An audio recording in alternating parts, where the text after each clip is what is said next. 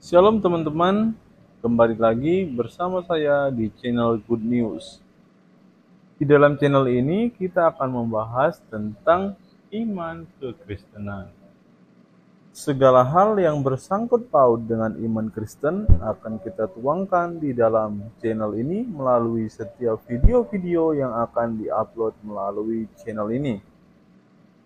Baik itu materi-materi tentang sejarah kekristenan, kesaksian murtadin, debat lintas iman, ataupun berita-berita terbaru dari dalam iman kekristenan. Sebelum mulai videonya, saya mohon dukungan teman-teman untuk menekan tombol subscribe, like, share, dan komen agar channel ini dapat berkembang dan dapat memberitakan kabar baik kepada semua orang.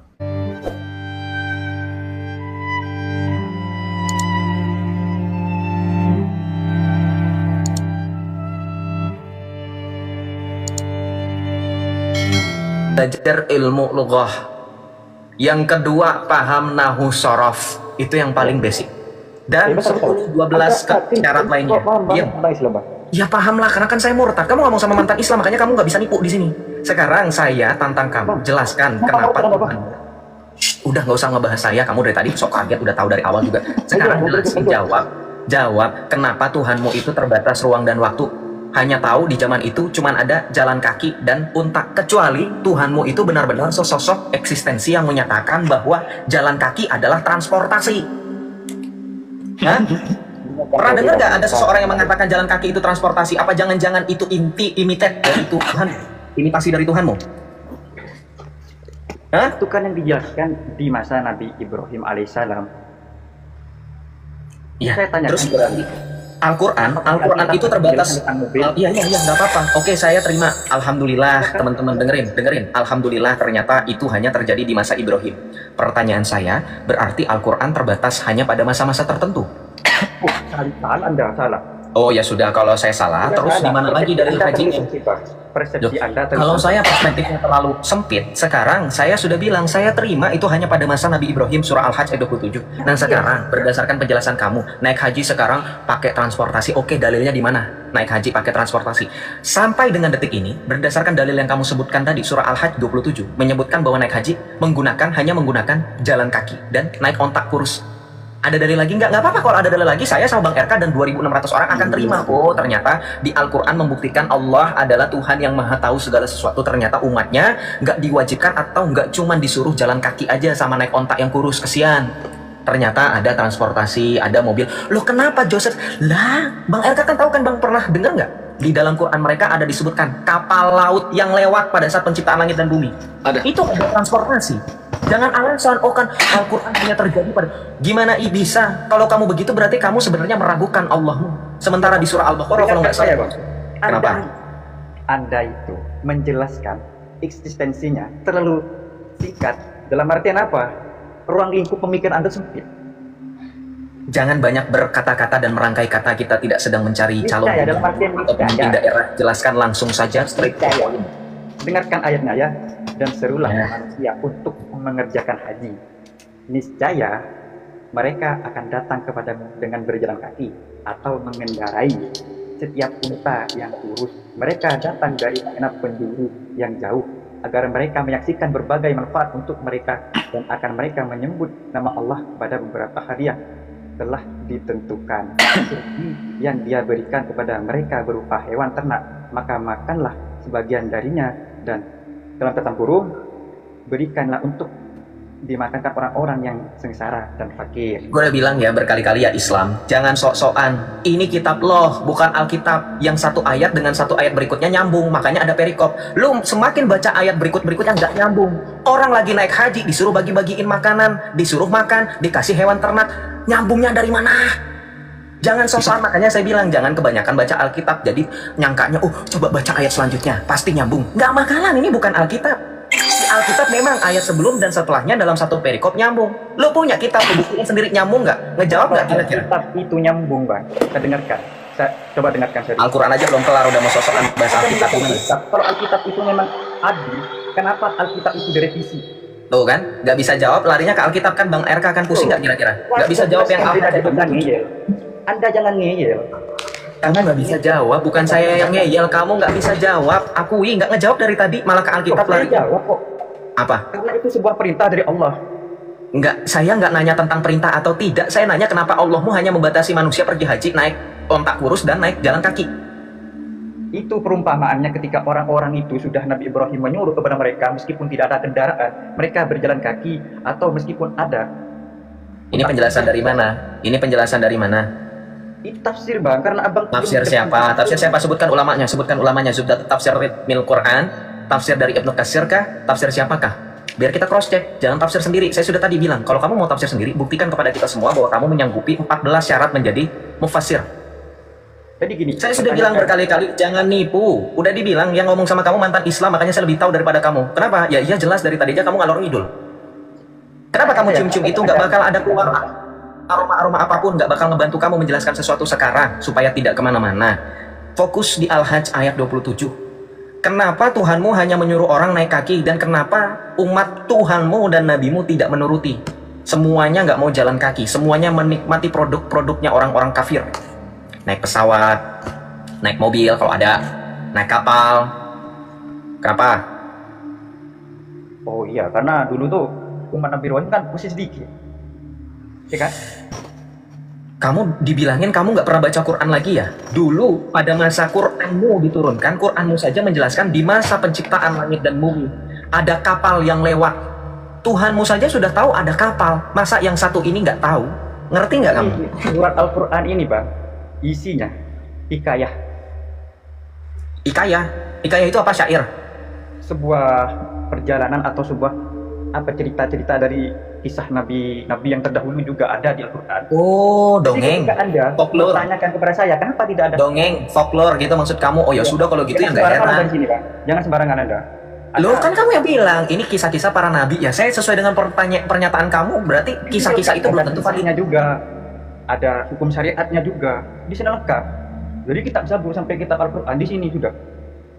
Nggak nyambung Bang RK, ini malah kemana-mana, saya bingung. Kamu malah kemana-mana, disuruh jelasin malah kemana-mana. Jawab dulu Al-Hajj. Kau yang nyambung sedikit lah, Arifin. Kau udah dinaikin ke sini, kau tidak nyambung. Kau yakin Quranmu tidak pernah direvisi? Dari dulu, karena pada zaman Nabi Ibrahim itu.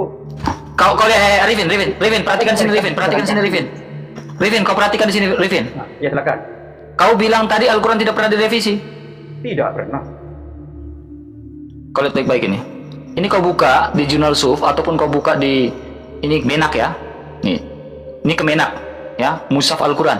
Al-Quran itu direvisi tahun 1971, 1990, 2002 dan 2019. Oh, pertanyaannya, Bang.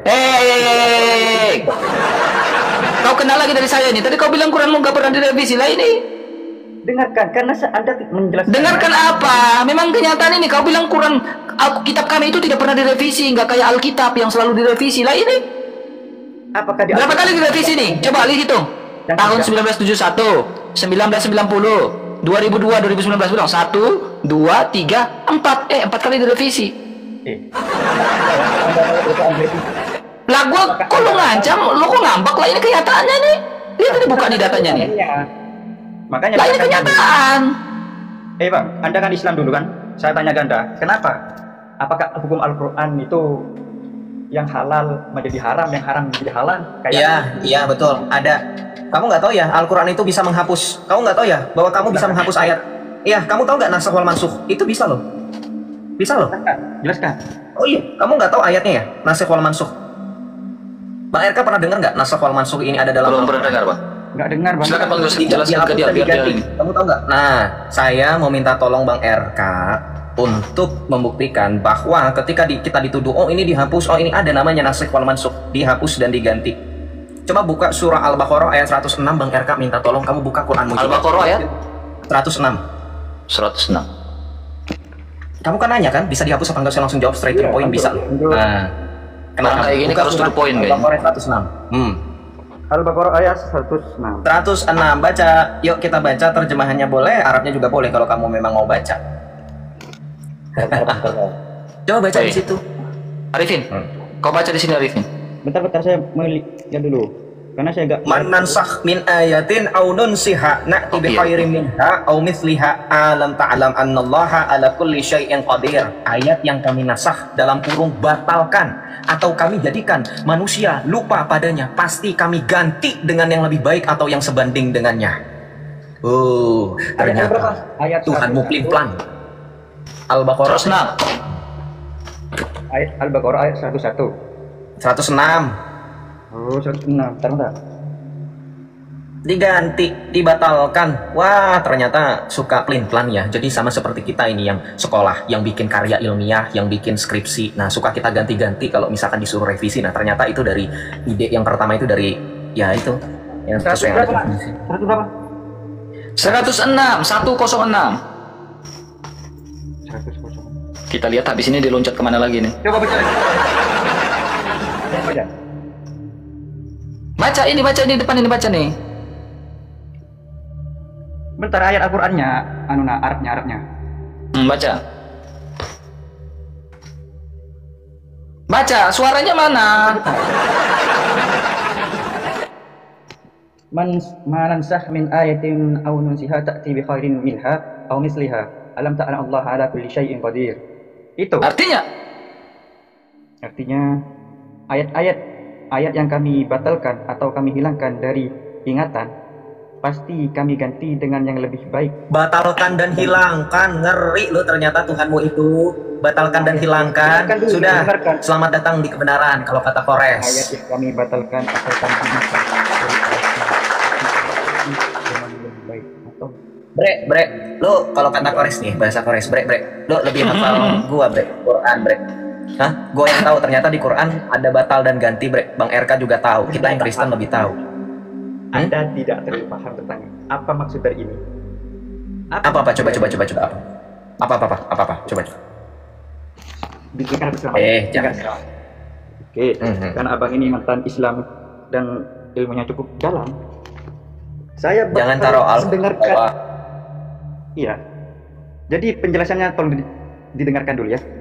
Ayat yang kami batalkan atau kami hilangkan dari ingatan, pasti kami ganti dengan yang lebih baik atau yang sebanding dengannya. Tidaklah kamu tahu bahwa Allah Maha Kuasa atas segala sesuatu. Bang, di dalam Al-Quran, saya tanya ke Bang Arya, cara dalam Islam, kita itu ada berapa? dia yang tanya, dia yang jawab. Iya, gue bingung. Saya dengarkan dulu ya, karena nyambung dengan ayat ini. Enggak nyambung. Saya mau tantang kamu baca tafsir Wajiz, berani nggak tafsir Arifin sendiri? Enggak mau dengar. Kamu nggak punya otoritas untuk menafsirkan. Kalau kamu mau baca tafsir, saya bacakan tafsir nih. Saya bacakan tafsir ulama kamu. Dengarkan dulu. Dengerin dulu. Enggak mau dengerin kamu sesat, kamu nggak kemana-mana. Arifin, kau bukan imam Arifin. Buka tafsir Wajiz saja. Kau bukan imam. Kita baca tafsir Wajiz ya. Kita baca tafsir Wajiz. Gak mau, kamu takut ya? Saya bacakan tafsir ulama. Ini tadi, setelah saya ingin jelaskan, Anda ngeyel kemana-mana. Bukan masalah ngeyel kemana-mana. Kamu nggak punya hak untuk menjelaskan karena kamu bukan ulama dan bukan ustadz. Itu satu. Ayat yang kami batalkan atau kami hilangkan dari ingatan dalam kurung, Allah itu menurunkan kitab sebelum Al-Quran, yaitu nggak ada dalam kurung Allah menurunkan kitab. Gila nih orang. Kitab Injil. Ayatnya nggak berbunyi gitu loh. Dia nambahin sendiri. Ini kamu Allah yang baru ya? Hah?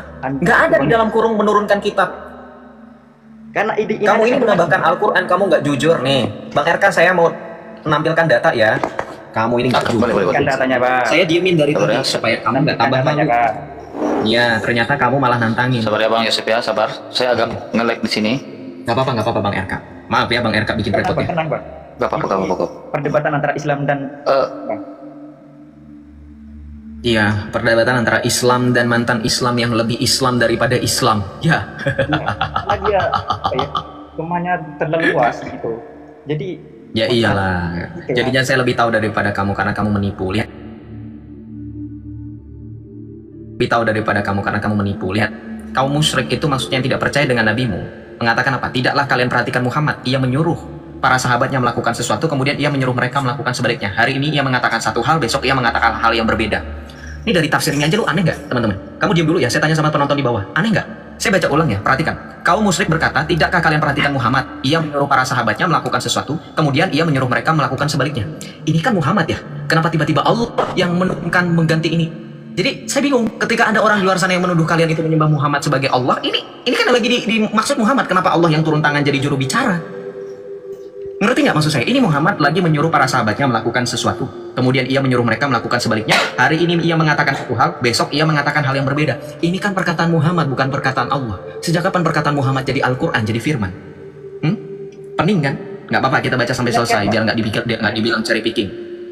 Al-Quran itu pasti karangan Muhammad. Ia mengatakan sesuatu yang bersumber dari dirinya sendiri, yang satu sama lain saling bertentangan. Menjawab celaan mereka ini, Allah mengatakan bahwa ayat yang kami batalkan atau kami hilangkan dari ingatanmu, wahai Muhammad dan orang beriman, pasti kami ganti dengan yang lebih baik, lebih bermanfaat bagimu, dengan mengangkat kesulitan darimu, atau dengan menambahkan pahala bagimu, atau yang sebanding dengannya. Tidakkah kamu tahu, wahai Muhammad, bahwa Allah Maha Kuasa atas segala sesuatu dengan mendatangkan segala kebaikan dan kebajikan bagi manusia.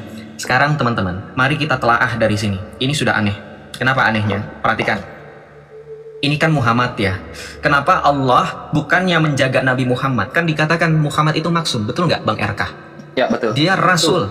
Utusan Allah, tidak punya kesalahan. Al-Quran diturunkan kepadanya. Ternyata Al-Quran yang hafal oleh Muhammad bisa hilang dari ingatanmu. Dari ingatan Muhammad katanya.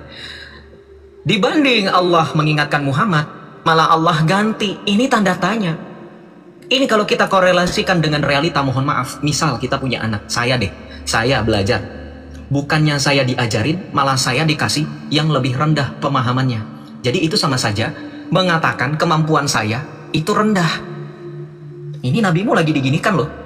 Bukannya ditambahkan pengetahuannya dengan cara dibantu supaya dihafal semakin diingat, malah diganti. Nih.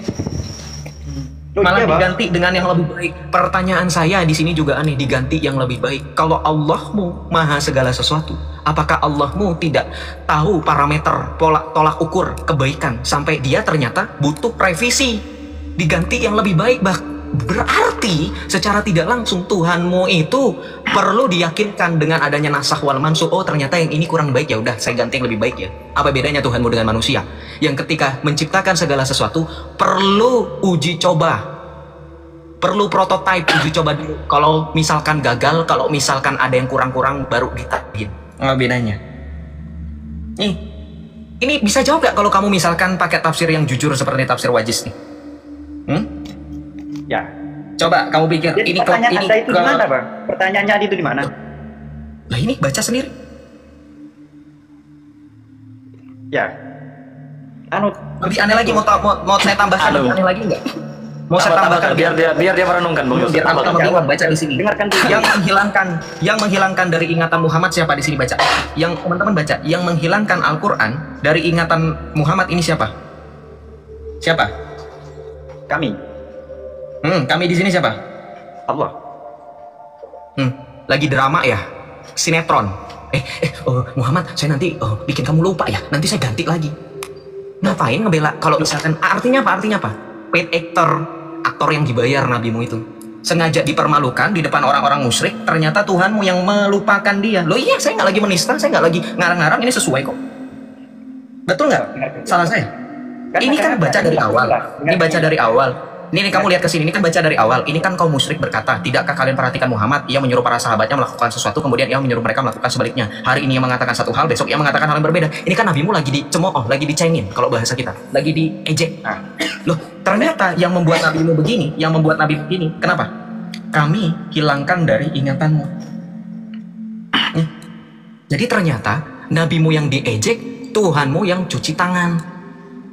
Ngerti nggak? Jadi paid actor. Itulah aktor yang dibayar ternyata. Coba jelasin, saya pengen dengar coba. Anda hanya memahami teksnya, tidak memahami arti dari apa yang sudah dijelaskan. Loh, itu artinya tafsir itu butuh ditafsirkan lagi menurut kamu? Kamu tuh Islam apa sih? Saya bingung Bang RK, dia ini Islam apa? Tafsir perlu ditafsirkan lagi. Ini tafsir ulama, tafsir Wajiz. Kamu tahu tafsir Wajiz gak? Kamu pernah dengar gak tafsir Wajiz itu apa? Tapi saya pengen tentang kamu. Tafsir kamu Wajiz tanya dulu, tafsir Wajiz itu apa? Tafsir Wajiz itu apa? Karena saya tidak terlalu tahu ilmu, Bang. Oh, nggak tahu ilmu. Kalau nggak tahu, juga tahu kok ngeyel. Tafsir Wajiz itu nama lengkapnya, nama lengkap kitab tafsirnya Al-Muharrar Al-Wajiz. Karyanya Ibnu Attiyah, ulama kamu Ahlus Sunnah wal Jamaah. Kamu nggak tahu memalukan, yang Islam kamu yang lebih tahu saya. Makanya saya bilang ini diskusi antara Islam dan mantan Islam yang lebih Islam daripada Islam. Sekarang kamu menolak pandangan ulama kamu, terus kamu mau mengikuti pandangan siapa lagi? Bukan menolak. Terus? Karena memang Anda kan lebih tahu kan ya daripada saya. Saya tanya kembali, Nabi Muhammad itu bisa nulis enggak? Nabi Muhammad bisa nulis apa enggak? Apa hubungannya? Ikutin Bang Er, ikutin aja. Iya, terus kenapa? Saya kan jawab, Anda kan lebih tahu. Enggak, terus kenapa? Kalau bisa kenapa? Kalau nggak bisa kenapa? Lebih tahu daripada iya, kalau bisa kenapa? Kalau tidak bisa kenapa? Ini udah jelaskan dulu, baru nyambung ke. Kalau misalkan nabimu dibilang bisa menulis atau tidak, kamu kacau pemikirannya. Buya Syukur saja menjelaskan kalau nabi benar-benar dikatakan buta huruf, sedangkan klasifikasi orang Arab pada saat itu dikatakan sebagai keluarga yang tersohor, pedagang dan seterusnya. Dia harusnya orang berilmu. Yang dikatakan penulis, jangan sok keren, kamu aja nggak bisa ngapa-ngapain. Silakan. Hah? Kacamata tukang parkir kamu sandingkan dengan kacamata saya. Iya. Kamu keren. Kamu juga nggak bisa menjelaskan, dengerin saya. Kalau kamu mengatakan bisa nulis apa enggak, saya tanya dulu korelasinya dengan tafsir Wajis ini apa, biar kita nggak dipusingkan Bang RK dan teman-teman. Ini dia udah kemana-mana, nggak bisa jawab ini. Silakan dulu. Kemana-mana dia? Nggak bisa jawab. Nabi Muhammad bisa nulis enggak? Kalau misalkan saya bilang kalau orang bisa baca tapi nggak bisa nulis, menurut kamu aneh nggak? Loh, lah itu Bang. Iya, saya nggak usah yang itu. Saya bisa jawab Muhammad bisa baca loh. Muhammad bisa baca loh. Anda lebih tahu daripada saya kan Bang? Iya. Saya sudah jawab, Muhammad bisa baca. Sekarang kalau misalkan, menurut kamu orang yang bisa membaca bisa menulis nggak? Belum tentu. Orang yang baca nggak bisa nulis. Saya menjawab Nabi Muhammad bisa baca. Kan, ya? Iya, menurut kamu nggak bisa membaca kan? Menurut kamu nggak bisa membaca kan? Mana dalilnya? Kan ada lebih tahu. Berarti beneran dia nggak tahu Muhammad bisa membaca, guys. Aduh, Muhammad tolonglah umatmu ini. Muhammad. Buka surah Al-Bayyinah ayat 2. Rasulun minallahi yatlu suhufam mutahharah. Baca itu lebih hafal gua. Aduh, Islam. Itu surah Al-Bayyinah, baca Arabnya. Itu surah pendek loh Al-Bayyinah. Kamu keterlaluan, kamu nggak hafal. Rasulun minallahi yatlu suhufam mutahharah, yaitu seorang rasul dari Allah dalam kurung Muhammad yang membacakan lembaran-lembaran yang disucikan Al-Qur'an. Muhammad pun bisa baca. Penjelasannya jangan dipotong-potong, Pak. Surat tuh kan kemana-mana lagi, liar. Tidak kemana-mana. Yang ini nggak kejawab, dia lari ke sini. Yang ini juga nggak kejawab, lari ke sini. Yang ini nggak kejawab lagi, lari ke sono. Ke sono nggak jawab, ke sini lagi. Puyeng. Bang, kembali. Kamu tuh loncat-loncat, gak bisa jelas. Udahlah, kau nggak jelas Arifin. Nggak jelas kau Arifin. Itu tantangannya. Apa? Udah. Kau dari tadi udah nggak jelas. Kau mode on terus takianya. Udah ngopi belum? Udah tadi. Gak nyambung, kau udah ngopi tapi gak nyambung dari tadi. Saya aja dari tadi dengar ini kamu kayak loncat sini kayak kancil, sudah gak bisa jawab sini, loncat lagi ke sana. Kau dulu sekolah, waktu kau dulu SD itu guru kalau tidak bisa jawab itu kau buat apa? Ya dijawab. 5 kali 6? Ya dijawab setahunya saja. 5 kali 6 berapa? Ya 17. 5 kali 6 17. 5 kali 6 17 guys. 5 kali 6 17 guys. Kan kalau saya tahu. Kau lagi sehat kan? Lagi ada penyakit sesuatu begitu. Arifin, kau minum lagi buat kopi 1 cerek. Coba 7 kali 7. Saya gak belajar matematika, Bang. Pindah ke matematika. Pantas Joseph, kamu dari tadi diskusi dengan orang yang gak tahu apa-apa.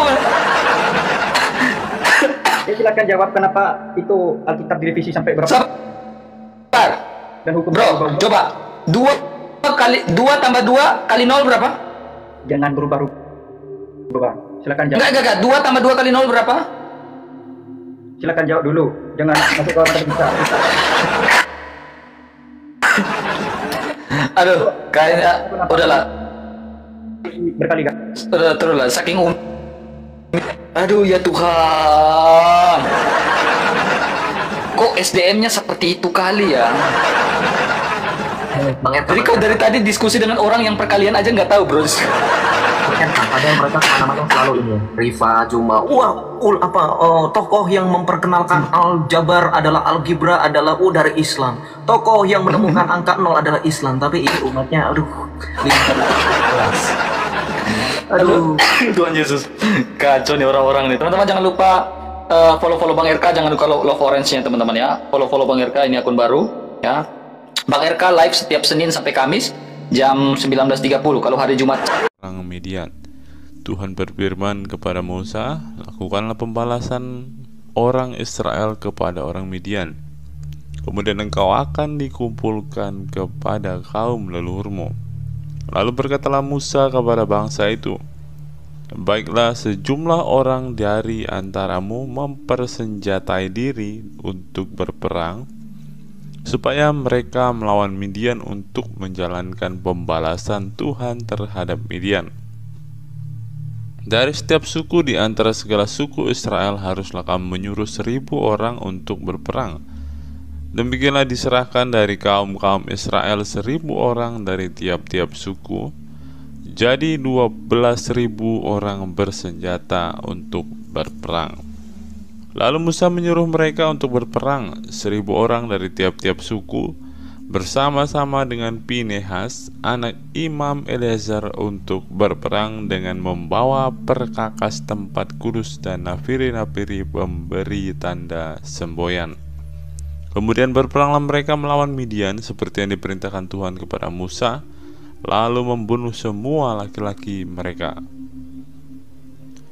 Selain dari orang-orang yang mati terbunuh itu, mereka pun membunuh juga raja-raja Midian, yakni Ewi, Rekem, Zur, Hur, dan Reba, kelima raja Midian. Juga Bileam bin Beor dibunuh mereka dengan pedang. Kemudian Israel melawan perempuan-perempuan Midian dan anak-anak mereka, juga segala hewan, segala ternak, dan segenap kekayaan mereka dijarah. Dan segala kota kediaman serta segala tempat perkemahan mereka dibakar. Kemudian diambillah seluruh jarahan dan seluruh rampasan berupa manusia dan hewan itu, dan dibawalah orang-orang tawanan, rampasan dan jarahan itu kepada Musa dan Imam Eleazar dan kepada umat Israel ke tempat perkemahan di dataran Moab yang di tepi sungai Yordan dekat Yeriko. Lalu pergilah Musa dan Imam Eleazar dan semua pemimpin umat itu sampai ke luar tempat perkemahan untuk menyongsong mereka. Maka gusarlah Musa kepada para pemimpin tentara itu, kepada para kepala pasukan 1.000 dan para kepala pasukan 100 yang berpulang dari peperangan. Dan Musa berkata kepada mereka, kamu biarkankah semua perempuan hidup?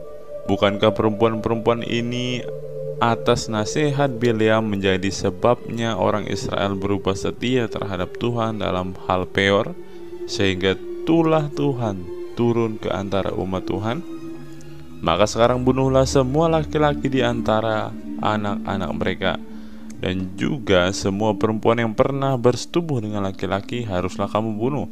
Tetapi semua orang muda di antara perempuan yang belum pernah bersetubuh dengan laki-laki haruslah kamu biarkan hidup bagimu. Tetapi kamu ini berkemahlah 7 hari lamanya di luar tempat perkemahan. Setiap orang yang telah membunuh orang dan setiap orang yang kena kepada orang yang mati terbunuh haruslah menghapus dosa dari dirinya pada hari yang ketiga dan pada hari yang ketujuh.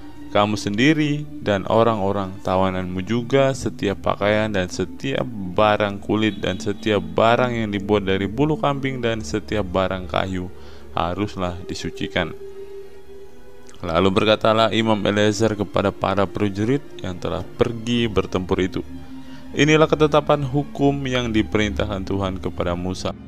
Hanya emas dan perak, tembaga, besi, timah putih dan timah hitam, segala yang tahan api, haruslah kamu lalukan dari api supaya menjadi tahir, tetapi semuanya itu haruslah juga disucikan dengan air penyuci, dan segala yang tidak tahan api haruslah kamu lalukan dari air.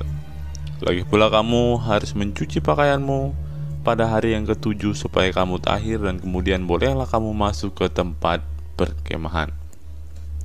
Mengenai jarahan, Tuhan berfirman kepada Musa, hitunglah jarahan jumlah rampasan yang telah diangkut yang berupa manusia dan hewan. Engkau ini dan Imam Eleazar serta kepala-kepala puak umat itu. Lalu bagi dualah rampasan itu kepada pasukan bersenjata yang telah keluar berperang dan kepada segenap umat yang lain. Dan engkau harus mengkhususkan upeti bagi Tuhan dari para prajurit yang keluar bertempur itu, yakni 1 dari setiap 500, baik dari manusia, baik dari lembu, dari keledai, dan dari kambing domba.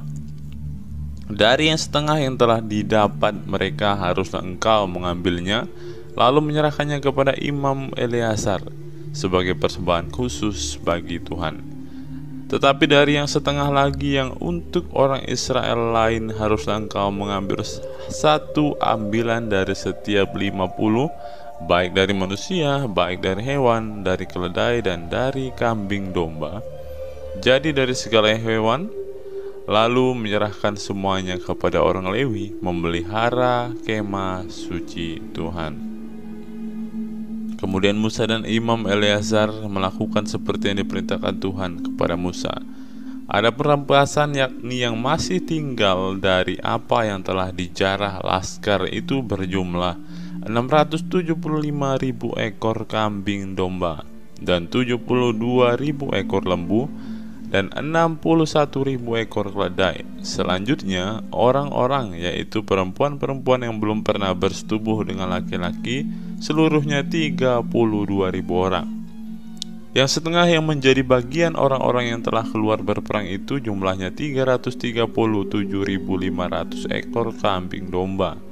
Jadi upeti bagi Tuhan dari kambing domba itu ada 675 ekor lembu 36.000 ekor. Jadi upetinya bagi Tuhan ada 72 ekor.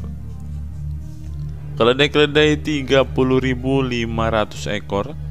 Jadi upetinya bagi Tuhan ada 61 ekor.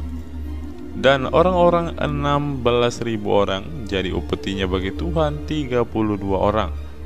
Lalu Musa menyerahkan upeti yang dikhususkan bagi Tuhan itu kepada Imam Eleazar seperti yang diperintahkan Tuhan kepada Musa.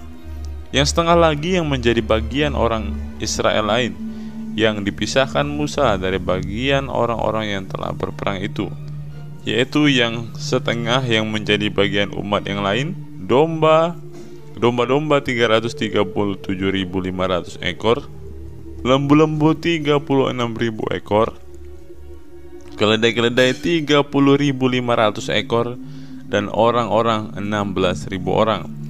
Lalu Musa mengambil dari yang setengah yang menjadi bagian orang Israel lain itu 1 ambilan dari setiap 50, baik dari manusia, baik dari hewan, kemudian menyerahkan semuanya kepada orang Lewi dan memelihara kemah suci seperti yang diperintahkan Tuhan kepada Musa. Lalu mendekatlah para pemimpin tentara, yakni kepala-kepala pasukan 1.000 dan kepala-kepala pasukan 100 kepada Musa, serta berkata kepadanya, hamba-hambamu ini telah menghitung jumlah prajurit yang ada di bawah kuasa kami, dan dari mereka tidak ada seorang pun yang hilang. Sebab itu kami mempersembahkan sebagian persembahan kepada Tuhan apa yang didapat masing-masing, yakni barang-barang emas, gelang kaki, gelang tangan, cincin, materai, anting-anting, dan kerongsang untuk mengadakan pendamaian bagi nyawa kami di hadapan Tuhan. Maka Musa dan Imam Eleazar menerima dari mereka emas itu, semuanya barang-barang tumpaan, dan segala emas persembahan khusus yang dipersembahkan mereka kepada Tuhan, yakni yang dari pihak kepala-kepala pasukan 1.000 dan kepala-kepala pasukan 100 ada 16.750 sikal beratnya. Tetapi prajurit-prajurit itu masing-masing telah mengambil jarahan bagi dirinya sendiri. Setelah Musa dan Imam Eleazar menerima emas itu dari pihak kepala-kepala pasukan 1.000 dan kepala-kepala pasukan 100, maka mereka membawanya ke dalam kemah pertemuan sebagai peringatan di hadapan Tuhan untuk mengingat orang Israel. Bilangan 32 penyerahan daerah sebelah timur Sungai Yordan. Adapun Bani Ruben dan Bani Gad ternaknya banyak, bahkan sangat banyak sekali. Ketika mereka melihat tanah Yaezer dan tanah Gilead, tampaklah tempat itu yang baik untuk peternakan. Lalu datanglah Bani Gad dan Bani Ruben dan berkata kepada Musa, Imam Eliezer, dan kepada para pemimpin itu, Atarot, Dibon, Yaezer, Nimra, Esibon, Eleale, Sebam, Nebo, dan Beon, negeri yang telah dikalahkan oleh Tuhan untuk umat Israel, itulah suatu negeri yang baik untuk peternakan, dan hamba-hambamu ini memang ada ternaknya. Lagi kata mereka, jika kami mendapat kasih-Mu, biarlah negeri ini diberikan kepada hamba-hambamu ini sebagai milik. Janganlah kami harus pindah ke seberang Sungai Yordan. Jawab Musa kepada Bani Gad dan Bani Ruben itu, masakan saudara-saudaramu pergi berperang dan kamu tinggal di sini? Mengapa kamu hendak membuat enggan hati orang Israel untuk menyeberang ke negeri yang diberikan Tuhan kepada mereka? Demikian juga dilakukan bapa-bapamu ketika aku menyuruh mereka dari Kades Barnea untuk melihat-lihat ke negeri itu. Mereka berjalan sampai ke lembah Eskol melihat-lihat negeri dan membuat enggan hati orang Israel, sehingga mereka tidak mau pergi ke negeri yang diberikan Tuhan kepada mereka.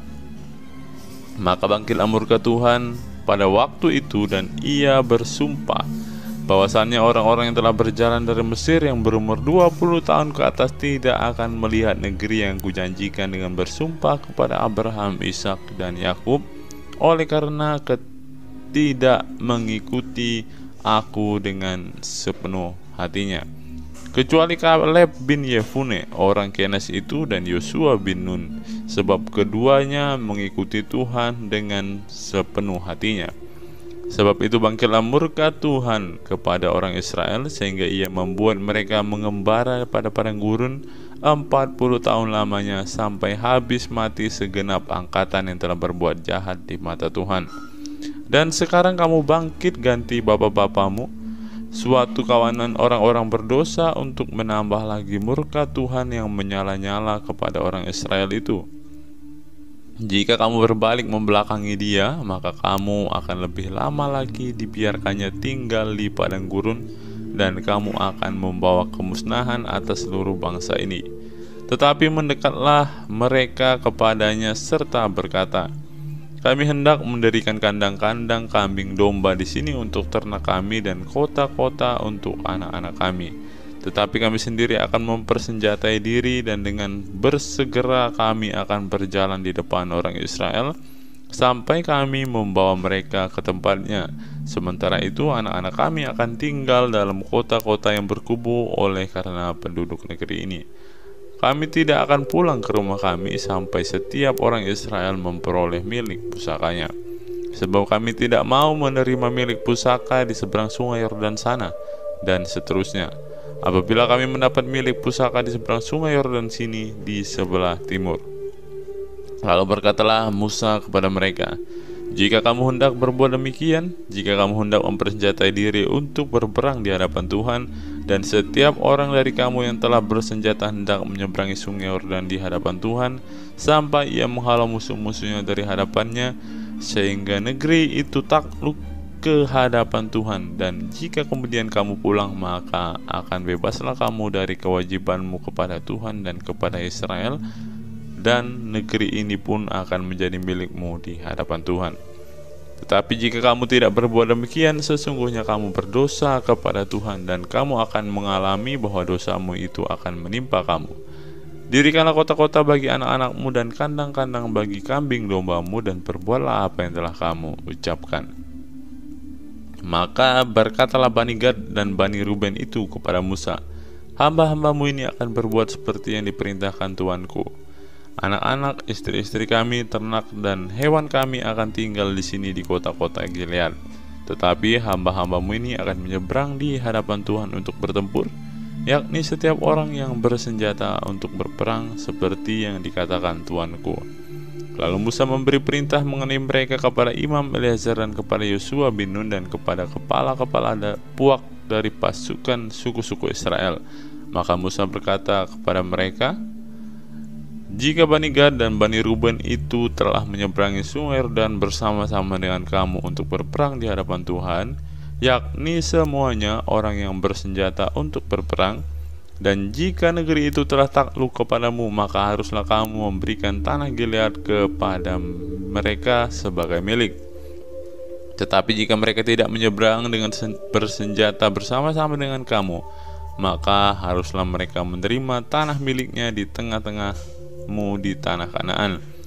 Lalu Bani Gad dan Bani Ruben itu menjawab, "Apa yang difirmankan Tuhan kepada hamba-hambamu ini akan kami lakukan. Kami sendiri akan menyeberang dengan bersenjata di hadapan Tuhan di tanah Kanaan, tetapi bagi kami tetaplah tanah milik pusaka kami di seberang sungai Yordan sini." Lalu Musa memberikan kepada mereka, kepada Bani Gad, kepada Bani Ruben, dan kepada setengah suku Manasye bin Yusuf, kerajaan Sihon raja orang Amori dan kerajaan Og raja Basan, yakni negeri mereka beserta kota-kotanya di seluruh negeri itu dengan daerah-daerah setiap kota itu. Maka Bani Gad membangun kota-kota Dibon, Atarot, Aroer, Atarot Sofan, Yaezer, Yokbeha, Bet Nimra, Bet Haran sebagai kota-kota yang berkubu dan sebagai tempat kandang-kandang kambing domba. Dan Bani Ruben membangun kota-kota Hesibon, Eleale, Kiryataim, Nebo, Baalmeon dengan mengganti nama-namanya, dan Sibma, dan mereka memberi nama lain kepada kota-kota yang dibangun mereka itu. Bani Makir bin Manasye pergi ke Gilead, mereka merebutnya dan menghalau orang Amori yang ada di sana. Lalu Musa memberikan Gilead kepada Makir bin Manasye dan diamlah ia di sana. Yair anak Manasye pergi merebut dusun-dusunnya dan menamai Hawat Yair. Nabot pergi merebut Kenat dengan segala anak kotanya dan menamainya Nobah menurut namanya sendiri. Bilangan 33. Tempat-tempat persinggahan orang Israel di padang gurun. Inilah tempat-tempat persinggahan orang Israel setelah mereka keluar dari Mesir, pasukan demi pasukan di bawah pimpinan Musa dan Harun. Musa menuliskan perjalanan mereka dari tempat persinggahan ke tempat persinggahan sesuai dengan titah Tuhan, dan inilah tempat-tempat persinggahan mereka dalam perjalanan mereka. Mereka berangkat dari Rameses pada bulan yang pertama, pada hari yang ke-15 bulan yang pertama itu. Pada hari sesudah Paskah berjalanlah orang Israel keluar oleh tangan yang dinaikkan di depan mata semua orang Mesir. Sementara orang Mesir sedang menguburkan orang-orang yang telah dibunuh Tuhan di antara mereka, yakni semua anak sulung. Sebab Tuhan telah menjatuhkan hukuman-hukuman kepada para allah mereka. Berangkatlah orang Israel dari Rameses lalu berkemah di Sukot. Mereka berangkat dari Sukot lalu berkemah di Etam yang di tepi padang gurun. Mereka berangkat dari Etam lalu balik kembali ke Pihahirot yang di depan Baal Sepon, kemudian berkemah di tetangan Migdol.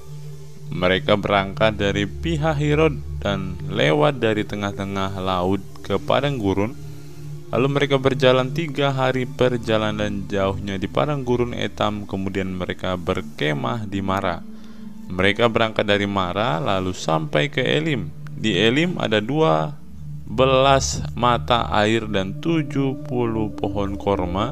Di sanalah mereka berkemah. Mereka berangkat dari Elim lalu berkemah di tepi laut Teberau.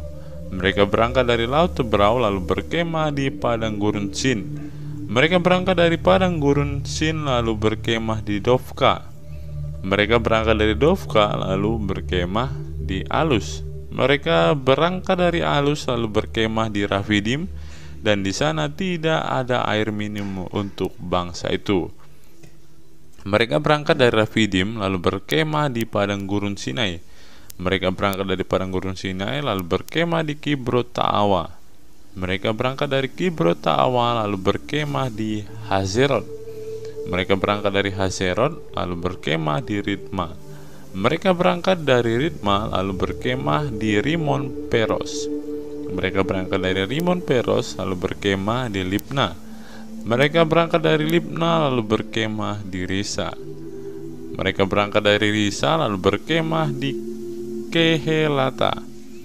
Mereka berangkat dari Kehelata lalu berkemah di Hares Syafer. Mereka berangkat dari Hares Syafer lalu berkemah di Harada. Mereka berangkat dari Harada lalu berkemah di Makelot. Mereka berangkat dari Makelot lalu berkemah di Tahat. Mereka berangkat dari Tahat lalu berkemah di Tarah. Mereka berangkat dari Tarah lalu berkemah di Mitka. Mereka berangkat dari Mitka lalu berkemah di Hasmona. Mereka berangkat dari Hasmona lalu berkemah di Moserot. Mereka berangkat dari Moserot lalu berkemah di Bene Yaakan. Mereka berangkat dari Bene Yaakan lalu berkemah di Horgidgad. Mereka berangkat dari Horgidgad lalu berkemah di Yotbata. Mereka berangkat dari Yotbata lalu berkemah di Abrona. Mereka berangkat dari Abrona lalu berkemah di Ezion Geber. Mereka berangkat dari Ezion Geber lalu berkemah di padang gurun Zin, yaitu Kades. Mereka berangkat dari Kades lalu berkemah di Gunung Hor di perbatasan tanah Edom. Ketika itu Imam Harun naik ke Gunung Hor sesuai dengan titah Tuhan, dan di situ ia mati pada tahun ke-40 sesudah orang Israel keluar dari tanah Mesir pada bulan yang kelima pada tanggal 1 bulan itu. Harun berumur 123 tahun ketika ia mati di padang Gunung Hor.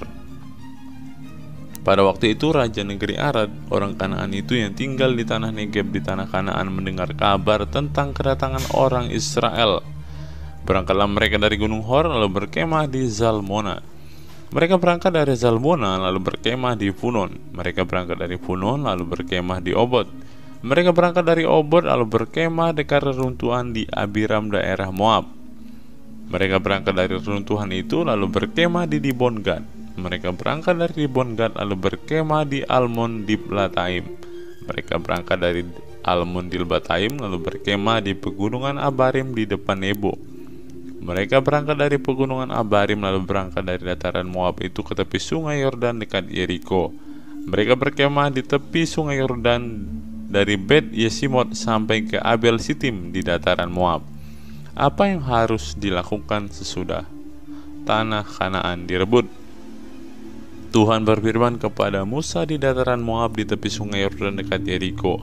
Berbicaralah kepada orang Israel dan katakan kepada mereka, apabila kamu menyeberangi sungai Yordan ke tanah Kanaan, maka haruslah kamu menghalau semua penduduk negeri itu dari depanmu dan membinasakan segala batu berukir kepunyaan mereka. Juga harus kamu membinasakan segala patung tuangan mereka dan memusnahkan segala bukit pengorbanan mereka.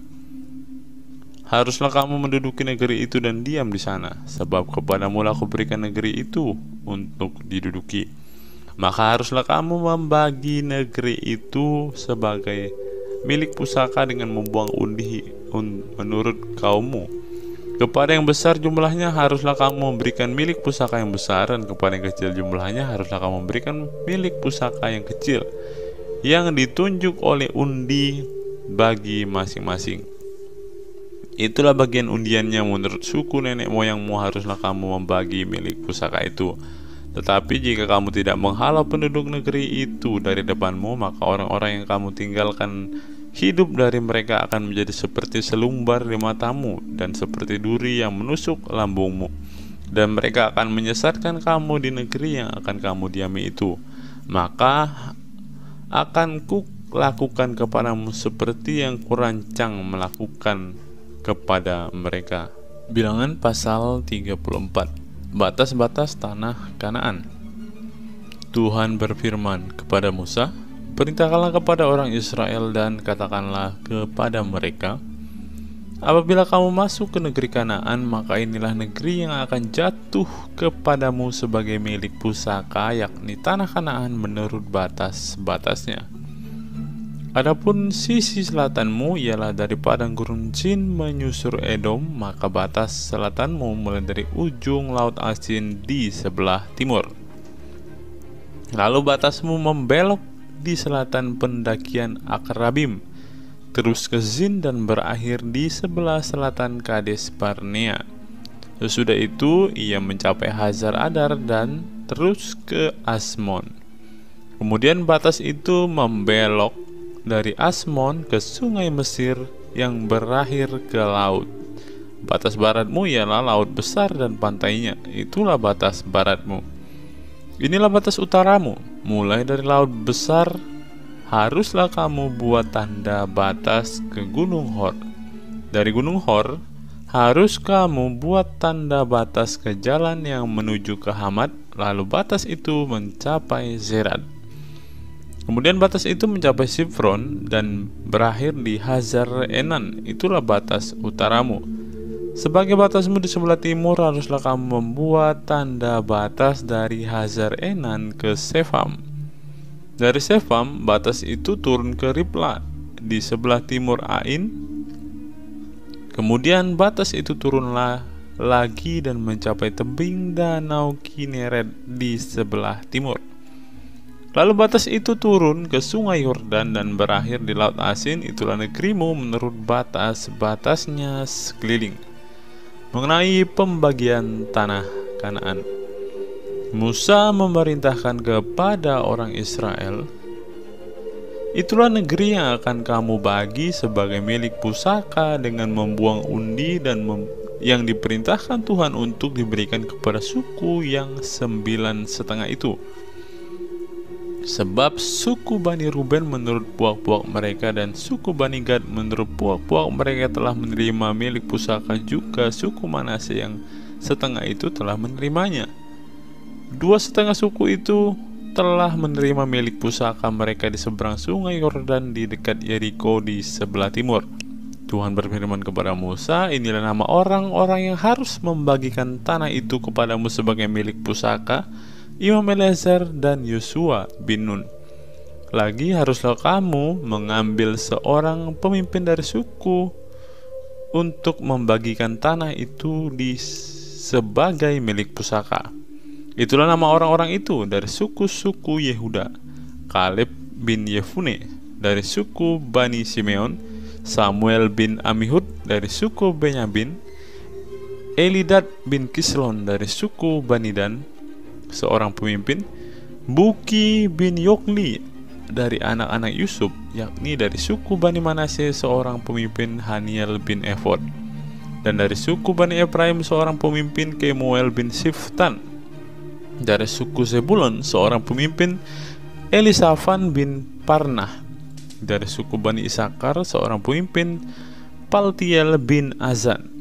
Dari suku Bani Aser seorang pemimpin, Ahihud bin Shelomi. Dari suku Bani Naftali seorang pemimpin, Pedael bin Amihud. Itulah orang-orang yang diperintahkan Tuhan untuk membagikan milik pusaka kepada orang Israel di tanah Kanaan. Bilangan pasal 35. Kota-kota orang Lewi. Tuhan berfirman kepada Musa di dataran Moab di tepi sungai Yordan di dekat Yeriko, perintahkanlah kepada orang Israel supaya dari milik pusaka kepunyaannya diberikan mereka kota-kota kepada orang Lewi untuk didiami.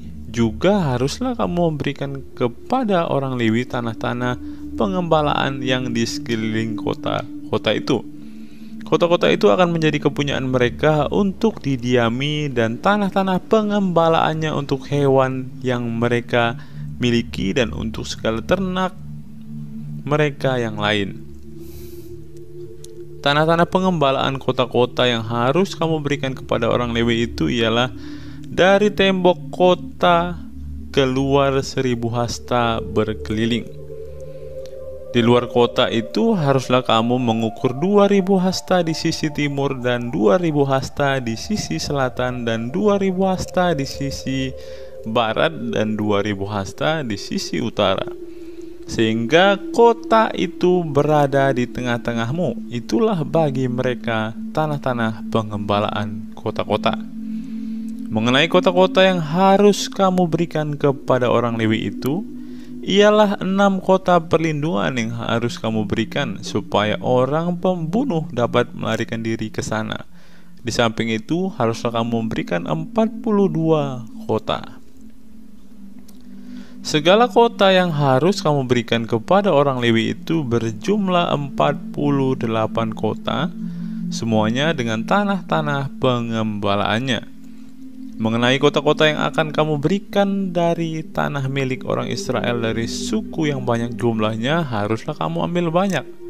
Dan dari suku yang sedikit jumlahnya, haruslah kamu ambil sedikit. Setiap suku harus memberikan dari kota-kotanya kepada orang Lewi sekadar milik pusaka yang dibagikan kepadanya. Kota-kota perlindungan. Tuhan berfirman kepada Musa, "Berbicaralah kepada orang Israel dan katakanlah kepada mereka, apabila kamu menyeberangi sungai Yordan ke tanah Kanaan, maka haruslah kamu memilih beberapa kota yang menjadi kota-kota perlindungan bagimu, supaya orang pembunuh yang telah membunuh seseorang dengan tidak sengaja dapat melarikan diri ke sana. Kota-kota itu akan menjadi tempat perlindungan bagimu terhadap penuntut balas, supaya pembunuh jangan mati sebelum ia dihadapkan kepada rapat umat untuk diadili. Dan kota-kota yang kamu tentukan itu haruslah 6 buah kota perlindungan bagimu.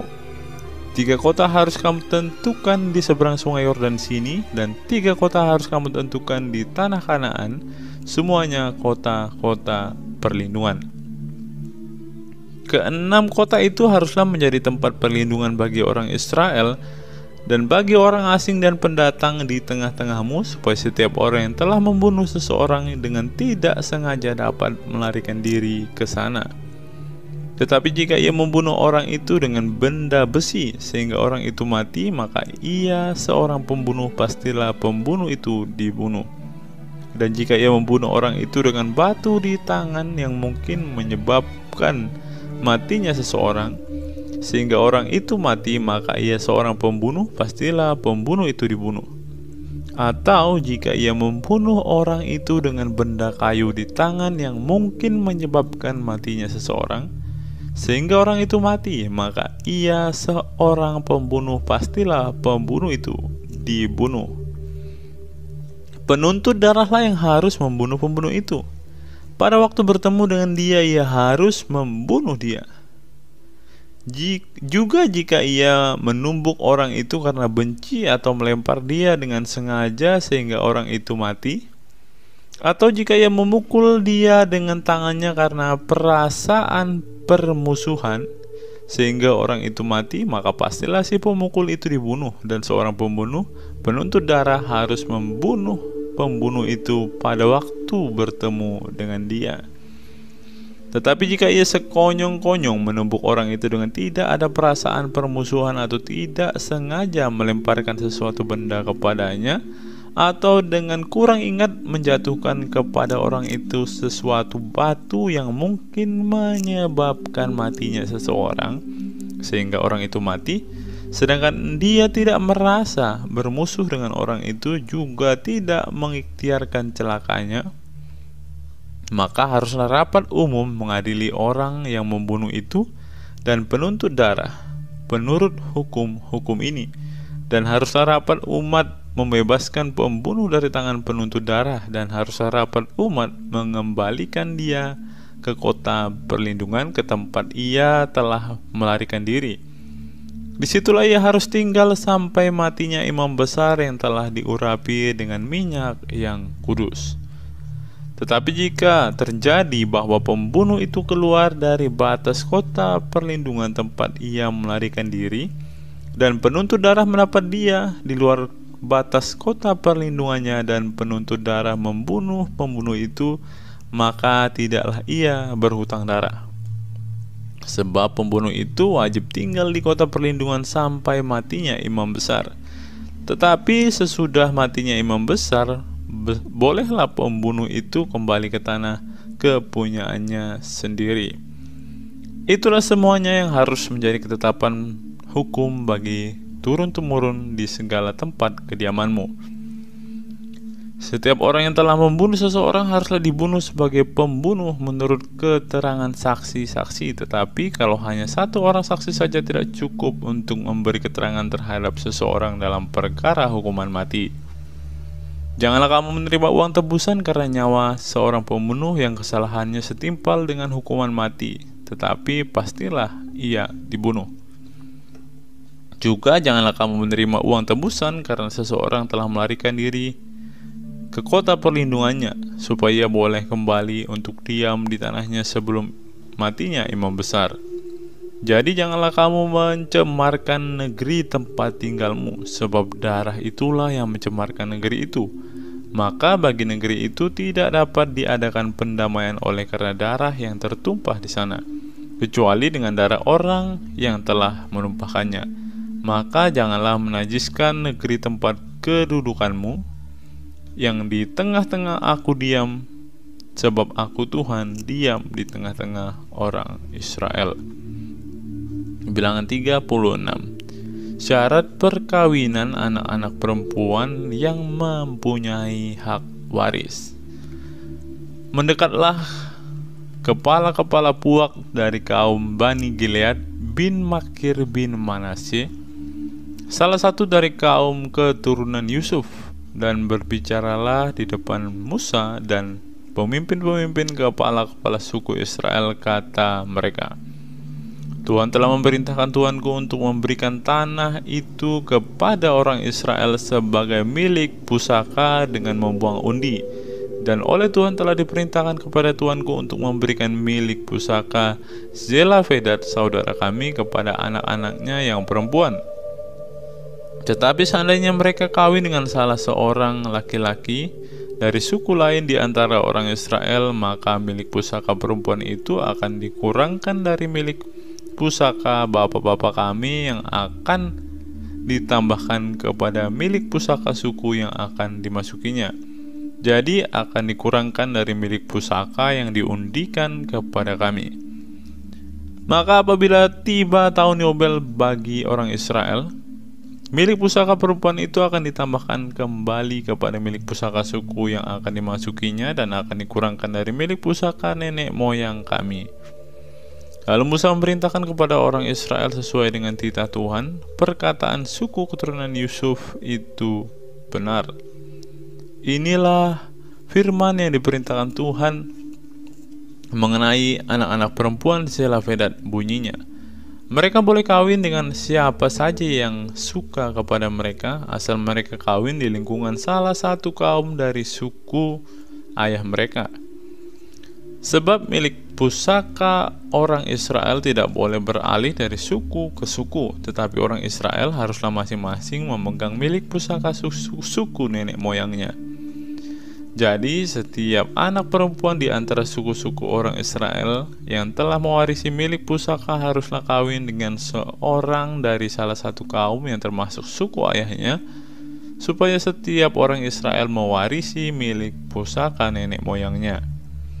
Sebab milik pusaka itu tidak boleh beralih dari suku ke suku, tapi suku-suku orang Israel haruslah masing-masing memegang milik pusakanya sendiri. Seperti ini perintahkan Tuhan kepada Musa, demikianlah diperbuat anak-anak perempuan Zelafedat. Maka Mahla, Tirza, Hokla, Milka, dan Noa, anak-anak perempuan Zelafedat kawin dengan anak-anak lelaki dari pihak saudara-saudara ayah mereka. Mereka kawin dengan laki-laki dari kaum-kaum Bani Manasye bin Yusuf, sehingga milik pusaka mereka tetap tinggal pada suku kaum ayahnya. Itulah perintah dan peraturan yang diperintahkan Tuhan kepada orang Israel dengan perantaraan Musa di dataran Moab di tepi sungai Yordan dekat Yeriko. Ulangan pasal 1, Musa meriwayatkan pengalaman di Gunung Horeb. Inilah perkataan-perkataan yang diucapkan Musa kepada seluruh orang Israel di seberang sungai Yordan, di padang gurun di Araba Yordan, di tentangan Suf antara Paran dan Tofel, Laban, Hazerot, dan di Zahab. 11 hari perjalanan jauhnya dari Horeb sampai ke Kades Barnea melalui jalan pegunungan Seir. Pada tanggal 1 bulan 11 tahun ke-40 berbicaralah Musa kepada orang Israel sesuai dengan segala yang diperintahkan Tuhan kepadanya demi mereka. Setelah ia memukul kalah Sihon raja orang Amori dan diam di Hesibon, dan Og raja negeri Basan yang diam di Asitarot dekat Edrei di seberang sungai Yordan di tanah Moab, mulailah Musa menguraikan hukum Taurat ini, katanya. Tuhan Allah kita telah berfirman kepada kita di Horeb demikian: telah cukup lama kamu tinggal di gunung ini. Majulah, berangkatlah, pergilah ke pegunungan orang Amori dan kepada semua tetangga mereka di Araba Yordan, di pegunungan di daerah bukit, di tanah Negeb dan di tepi pantai laut, yakni negeri orang Kanaan, dan ke gunung Libanon sampai ke Efrat, sungai besar itu. Ketahuilah, aku telah menyerahkan negeri itu kepadamu. Masukilah, dudukilah negeri yang dijanjikan Tuhan dengan sumpah kepada nenek moyangmu, yakni Abraham, Ishak, dan Yakub, untuk memberikannya kepada mereka dan kepada keturunannya. Riwayat pengangkatan hakim-hakim. Pada waktu itu aku berkata kepadamu demikian: seorang dari aku tidak dapat memikul tanggung jawab atas kamu. Tuhan Allahmu telah membuat kamu banyak, dan sesungguhnya sekarang kamu sudah seperti bintang-bintang di langit banyaknya. Tuhan Allahmu, nenek moyangmu, kiranya menambahi kamu 1000 kali lagi dari jumlahmu sekarang, dan memberkati kamu seperti yang dijanjikannya kepadamu. Tetapi bagaimana seorang diri aku dapat memikul tanggung jawab atas kesusahanmu, atas bebanmu dan perkaramu? Kemukakanlah dari suku-sukumu orang-orang yang bijaksana, berakal budi, dan berpengalaman, maka aku akan mengangkat mereka menjadi kepala atas kamu. Lalu kamu menjawab aku, memang baik apa yang kau anjurkan untuk dilakukan itu. Kemudian aku mengambil kepala-kepala sukumu, yakni orang-orang yang bijaksana dan berpengalaman. Lalu aku mengangkat mereka menjadi pemimpin atas kamu, yakni sebagai kepala pasukan 1000, kepala pasukan 100, kepala pasukan 50, dan kepala pasukan 10, dan sebagai pengatur pasukan bagi suku-sukumu. Dan pada waktu itu aku memerintahkan kepada para hakimmu demikian: berilah perhatian kepada perkara-perkara di antara saudara-saudaramu, dan berilah keputusan yang adil di dalam perkara-perkara antara seorang dengan saudaranya atau dengan orang asing yang ada padanya. Dalam mengadili jangan pandang bulu, baik perkara orang kecil maupun perkara orang besar harus kamu dengarkan. Jangan gentar terhadap siapapun, sebab pengadilan adalah kepunyaan Allah. Tetapi perkara yang terlalu besar sukar bagimu harus kamu hadapkan kepadaku supaya aku mendengarnya. Demikianlah aku pada waktu itu memerintahkan kepadamu segala hal yang harus kamu lakukan. Riwayat ke-12 pengintai. Kemudian kita berangkat dari Horeb dan berjalan melalui segenap padang gurun yang besar dan dahsyat yang telah kamu lihat itu, ke arah pegunungan orang Amori seperti yang diperintahkan kepada kita oleh Tuhan Allah kita. Lalu kita sampai ke Kades Barnea. Ketika itu aku berkata kepadamu, kamu sudah sampai ke pegunungan orang Amori yang diberikan kepada kita oleh Tuhan Allah kita. Ketahuilah Tuhan Allahmu telah menyerahkan negeri itu kepadamu. Majulah, dudukilah seperti yang difirmankan kepadamu oleh Tuhan Allah nenek moyangmu. Jangan takut dan janganlah patah hati. Lalu kamu sekalian mendekati aku dan berkata, marilah kita menyuruh beberapa orang mendahului kita untuk menyelidiki negeri itu bagi kita dan membawa kabar kepada kita tentang jalan yang akan kita lalui dan tentang kota-kota yang akan kita datangi. Hal itu kupandang baik jika aku memilih daripadamu 12 orang dari tiap-tiap suku seorang. Mereka pergi dan berjalan ke arah pegunungan, lalu sampai ke lembah Eskol, kemudian menyelidiki negeri itu. Maka mereka mengambil buah-buahan negeri itu dan membawanya kepada kita. Pula mereka membawa kabar kepada kita demikian, negeri yang diberikan Tuhan Allah kita kepada kita itu baik. Tetapi kamu tidak mau berjalan ke sana, kamu menantang titah Tuhan Allahmu. Kamu menggerutu di dalam kemahmu serta berkata, karena Tuhan membenci kita, maka Ia membawa kita keluar dari tanah Mesir untuk menyerahkan kita ke dalam tangan orang Amori supaya dimusnahkan. Kemanakah pula kita maju? Saudara-saudara kita telah membuat hati kita tawar dengan mengatakan, orang-orang itu lebih besar dan lebih tinggi daripada kita. Kota-kota di sana besar dan kubu-kubunya sampai ke langit. Lagi pula kami melihat orang-orang enak di sana. Ketika itu aku berkata kepadamu, janganlah gemetar, janganlah takut kepada mereka. Tuhan Allahmu yang berjalan di depanmu, Dialah yang akan berperang untukmu sama seperti yang dilakukannya bagimu di Mesir di depan matamu. Dan di padang gurun di mana engkau melihat Tuhan Allahmu mendukung engkau seperti seorang mendukung anaknya, sepanjang jalan yang kamu tempuh sampai kita tiba di tempat ini. Tetapi walaupun demikian kamu tidak percaya kepada Tuhan Allahmu yang berjalan di depanmu di perjalanan untuk mencari tempat bagimu, di mana kamu dapat berkemah dengan api pada waktu malam dan dengan awan pada waktu siang untuk memperlihatkan kepadamu jalan yang harus kamu tempuh. Riwayat atas hukuman atas Israel.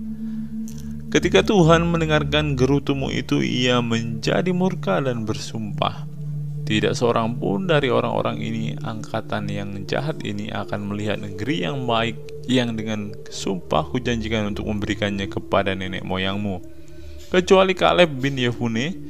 Dialah yang akan melihat negeri itu, dan kepadanya dan kepada anak-anaknya akan kuberikan negeri yang diinjaknya itu, karena dengan sepenuh hati ia mengikuti Tuhan. Juga kepadaku Tuhan murka oleh karena kamu, Ia berfirman, juga engkau tidak akan masuk ke sana. Yosua bin Nun pelayanmu, dialah yang akan masuk ke sana. Berilah kepadanya semangat, sebab dialah yang akan memimpin orang Israel sampai mereka memiliki negeri itu. Dan anak-anakmu yang kecil dan kamu katakan akan menjadi rampasan, dan anak-anakmu yang sekarang ini yang belum mengetahui tentang yang baik dan yang jahat, mereka lah yang akan masuk ke sana, dan kepada mereka lah aku akan memberikannya, dan mereka lah yang akan memilikinya. Tetapi kamu ini baiklah berangkat ke padang gurun ke arah laut Teberau. Riwayat kegagalan serangan ke bagian selatan. Lalu kamu menjawab, katamu kepadaku, kami berbuat dosa kepada Tuhan. Kami mau maju berperang menurut segala yang diperintahkan kepada kami oleh Tuhan Allah kita. Dan setiap orang daripadamu menyandang senjata perangnya, sebab kamu menganggap mudah untuk berjalan maju ke arah pegunungan. Tetapi Tuhan berfirman kepadaku, katakanlah kepada mereka, janganlah kamu maju dan janganlah kamu berperang, sebab aku tidak ada di tengah-tengahmu. Nanti kamu terpukul kalah oleh musuhmu. Dan aku berbicara kepadamu, tetapi kamu tidak mendengarkan. Kamu menentang titah Tuhan, kamu berlaku terlalu berani dan maju ke arah pegunungan. Kemudian orang Amori yang diam di pegunungan itu keluar menyerbu kamu, dan mereka mengejar kamu seperti lebah dan mengalahkan kamu dari Seir sampai Horma. Lalu kamu pulang dan menangis di hadapan Tuhan, tetapi Tuhan tidak mendengarkan tangisanmu dan tidak memberi telinga kepada suaramu. Demikianlah kamu lama tinggal di Kades, yakni sepanjang waktu kamu tinggal di sana. Ulangan pasal 2, riwayat perjalanan di padang gurun. Kemudian kita balik dan berangkat ke padang gurun ke arah laut Teberau seperti yang difirmankan Tuhan kepadaku. Lama kita berjalan keliling pegunungan Seir. Lalu berfirmanlah Tuhan kepadaku demikian, telah cukup lamanya kamu berjalan keliling pegunungan ini. Beloklah sekarang ke utara. Perintahkanlah kepada bangsa itu demikian, sebentar lagi kamu akan berjalan melalui daerah-daerah saudaramu Bani Esau dan diam di Seir. Mereka akan takut kepadamu. Tetapi hati-hatilah sekali, janganlah menyerang mereka, sebab aku tidak akan memberikan kepadamu setapak kaki dari negeri mereka, karena kepada Esau telah kuberikan pegunungan Seir menjadi miliknya. Makanan haruslah kamu beli dari mereka dengan uang supaya kamu dapat makan, juga air haruslah kamu beli dari mereka dengan uang supaya kamu dapat minum. Sebab Tuhan Allahmu memberkati engkau dalam segala pekerjaan tanganmu. Ia memperhatikan perjalananmu melalui padang gurun yang besar ini. Ke-40 tahun ini Tuhan Allahmu menyertai engkau, dan engkau tidak kekurangan apapun. Kemudian kita berjalan terus meninggalkan daerah saudara-saudara kita Bani Esau yang diam di Seir, meninggalkan jalan dari Araba Yordan, yakni dari Elad dan Ezion Geber. Sesudah itu kita belok dan berjalan terus ke arah pegunungan gurun Moab. Lalu berfirmanlah Tuhan kepadaku, janganlah melawan Moab dan janganlah menyerang mereka, sebab aku tidak akan memberikan kepadamu apapun dari negerinya menjadi milikmu, karena Ar telah kuberikan kepada Bani Lot menjadi miliknya. Dahulu orang Emim diam di sana, suatu bangsa yang besar dan banyak jumlahnya, tinggi seperti orang Enak. Mereka itu pun dikira orang Refaim seperti orang Enak, tetapi orang Moab menyebut mereka orang Emim. Dan dahulu di Seir diam orang Hori, tetapi Bani Esau telah menduduki daerah mereka, memunahkan mereka dari hadapannya, lalu menetap di sana menggantikan mereka, seperti yang dilakukan orang Israel dengan negeri miliknya yang diberikan Tuhan kepada mereka. Jadi sekarang bersiaplah kamu dan seberangilah sungai Zered. Lalu kita menyeberang sungai Zered. Lamanya kita berjalan sejak dari Kades Barnea sampai kita ada di seberang sungai Zered ada 38 tahun, sampai seluruh angkatan itu, yakni prajurit, habis binasa dari perkemahan seperti yang dijanjikan Tuhan dengan sumpah kepada mereka. Dan tangan Tuhan juga melawan mereka untuk menghamburkan mereka dari perkemahan sampai mereka habis binasa. Maka ketika dari bangsa itu telah habis binasa semua prajurit, berfirmanlah Tuhan kepadaku, pada hari ini engkau akan berjalan melintasi perbatasan Moab, yakni Ar. Maka engkau sampai ke dekat Bani Amon. Janganlah melawan mereka dan janganlah menyerang mereka, sebab aku tidak akan memberikan kepadamu apapun dari negeri Bani Amon. Itu menjadi milikmu, karena aku telah memberikannya kepada Bani Lot menjadi miliknya. Negeri ini pun dikira negeri orang Refaim. Dahulu orang Refaim diam di sana, tetapi orang Amon menyebut mereka orang Zamzuzim. Suatu bangsa yang besar dan banyak jumlahnya, tinggi seperti orang Enak, tetapi Tuhan telah memunahkan mereka dari hadapan Bani Amon, sehingga orang-orang itu menduduki daerah mereka dan menetap di sana menggantikan mereka, seperti yang dilakukan Tuhan bagi Bani Esau dan yang diam di Seir, ketika ia memunahkan orang Hori dari depan mereka, sehingga mereka menduduki negeri orang Hori itu dan menetap di sana menggantikan orang-orang itu sampai sekarang. Juga orang Awi yang diam di kampung-kampung sampai Gaza dipunahkan oleh orang Kaftor yang berasal dari Kaftor, lalu orang Kaftor itu menetap di sana menggantikan mereka. Bersiaplah kamu, berangkatlah dan seberangilah sungai Arnon. Ketahuilah aku menyerahkan Sihon Raja Hesibon orang Amori itu beserta negerinya ke dalam tanganmu. Mulailah menduduki negerinya dan seranglah Sihon. Pada hari ini aku mulai mendatangkan ke atas bangsa-bangsa di seluruh kolong langit keseganan dan ketakutan terhadap kamu, sehingga mereka menggigil dan gemetar karena engkau apabila mendengar tentang kamu. Riwayat peperangan melawan Sihon Raja Hesibon. Kemudian aku menyuruh utusan dari padang gurun Kedemot kepada Sihon Raja Hesibon menyampaikan pesan perdamaian bunyinya, izinkanlah aku berjalan melalui negerimu. Aku akan tetap berjalan mengikuti jalan raya dengan tidak menyimpang ke kanan atau ke kiri. Jualah makanan kepadaku dengan bayaran uang supaya aku dapat makan, dan berikanlah air kepadaku ganti uang supaya aku dapat minum. Hanya izinkanlah aku lewat dengan berjalan kaki, seperti yang diperbuat kepadaku oleh Bani Esau yang diam di Seir, dan oleh orang Moab yang diam di Ar, sampai aku menyeberangi sungai Yordan pergi ke negeri yang diberikan kepada kami oleh Tuhan Allah kami. Tetapi Sihon Raja Hesibon tidak mau memberikan kita berjalan melalui daerahnya, sebab Tuhan Allahmu membuat dia keras kepala dan tegar hati dengan maksud menyerahkan dia ke dalam tanganmu seperti yang terjadi sekarang ini. Lalu Tuhan berfirman kepadaku, ketahuilah aku mulai menyerahkan Sihon dan negerinya kepadamu. Mulailah menduduki negerinya supaya menjadi milikmu. Kemudian Sihon dan seluruh tentaranya maju mendatangi kita untuk berperang dekat Yahas. Tetapi Tuhan Allah kita menyerahkan dia kepada kita sehingga kita mengalahkan dia dengan anak-anaknya dan seluruh tentaranya. Ayat 34. Pada waktu itu kita merebut segala kotanya dan merampas penduduk setiap kota, laki-laki dan perempuan serta anak-anak. Tidak ada seorang pun yang kita biarkan terluput. Hanya hewan kita rampas bagi kita sendiri, seperti juga jarahan dari kota-kota yang telah kita rebut. Mulai dari Aroer di tepi sungai Arnon dan kota di lembah itu sampai Gilead, tidak ada kota yang bentengnya terlalu kuat bagi kita, sebab Tuhan Allah kita menyerahkan semuanya kepada kita. Hanya negeri Bani Amon tidak engkau dekati, baik sungai Yabok sepanjang tepinya maupun kota-kota di pegunungan, tepat seperti yang dilarang Tuhan Allah kita. Ulangan pasal yang ketiga, riwayat peperangan melawan Og Raja Basan.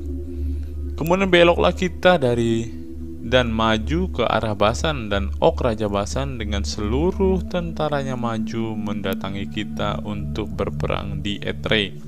Tetapi Tuhan berfirman kepadaku, janganlah takut kepadanya, sebab aku menyerahkan dia ke dalam tanganmu, beserta seluruh tentaranya dan negerinya, dan perlakukanlah dia seperti yang kau lakukan terhadap Sihon, raja orang Amori, yang diam di Hesibon.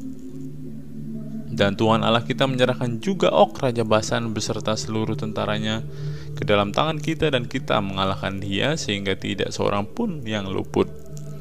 Pada waktu itu kita merebut segala kotanya, tidak ada kota yang tidak kita rampas daripada mereka. 60 kota seluruh wilayah Argob, kerajaan Og di Basan. Semuanya itu adalah kota berkubu dengan tembok yang tinggi-tinggi dengan pintu-pintu gerbang dan palang-palangnya. Lain daripada itu, sangat banyak kota yang tidak berkubu. Kita menumpas seluruh penduduknya seperti yang kita lakukan terhadap Sihon, Raja Hesibon, dengan menumpas penduduk setiap kota, laki-laki, perempuan, dan anak-anak. Tetapi segala hewan dan jarahan dari kota-kota itu kita rampas bagi kita sendiri. Jadi pada waktu dari tangan kedua raja orang Amori itu, kita merampas negeri yang di seberang sungai Yordan, mulai dari sungai Arnon sampai gunung Hermon. Orang Sidon menyebut Hermon itu Sirion, dan orang Amori menyebutnya Senir.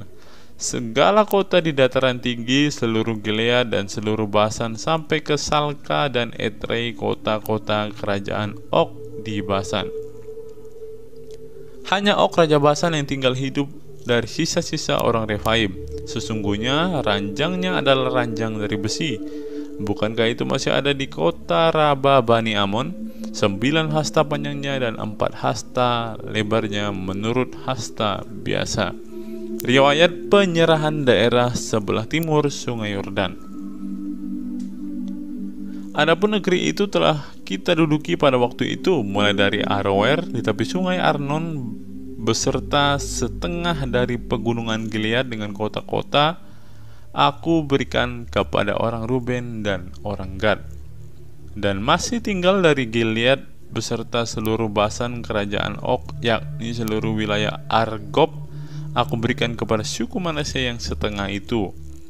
Seluruh Basan ini disebut negeri orang Refaim. Yair anak Manasye mengambil seluruh wilayah Argob sampai daerah orang Gesur dan Makha, dan menamai daerah itu yakni Basan menurut namanya sendiri. Hawat Yair sampai sekarang. Kepada Makir diberikan Gilead, kepada orang Ruben dan kepada orang Gad kuberikan sebagian dari Gilead, Sebelah sini sampai sungai Arnon, yakni sebelah dari sungai itu dengan daerah pinggirnya, dan sebelah sana sampai sungai Yabok, batas daerah Bani Amon. Selanjutnya Araba Yordan, dan sungai Yordan dengan daerah pinggirnya mulai dari Kineret sampai ke Laut Araba, yakni Laut Asin, di kaki lereng Gunung Pisga ke arah timur. Pada waktu itu aku memerintahkan kepadamu demikian: Tuhan Allahmu telah memberikan negeri ini kepadamu untuk dimiliki. Namun kamu, yakni semua orang yang gagah perkasa, harus menyeberang dengan bersenjata di depan saudara-saudaramu orang Israel.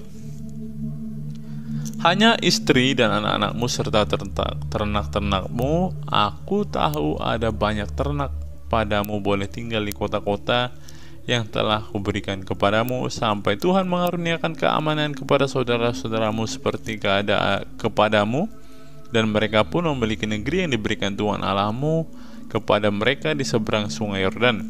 Sesudah itu bolehlah kamu pulang masing-masing ke tanah miliknya yang telah kuberikan kepadamu.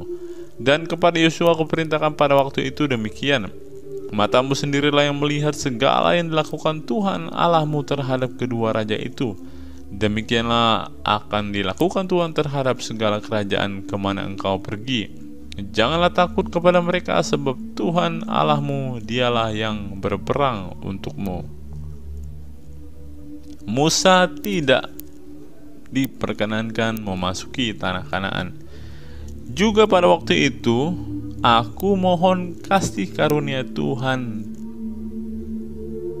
daripada Tuhan demikian: ya Tuhan Allah, engkau telah memulai memperlihatkan kepada hambamu ini kebesaranmu dan tanganmu yang kuat. Sebab Allah manakah di langit dan di bumi yang dapat melakukan perbuatan perkasa seperti engkau?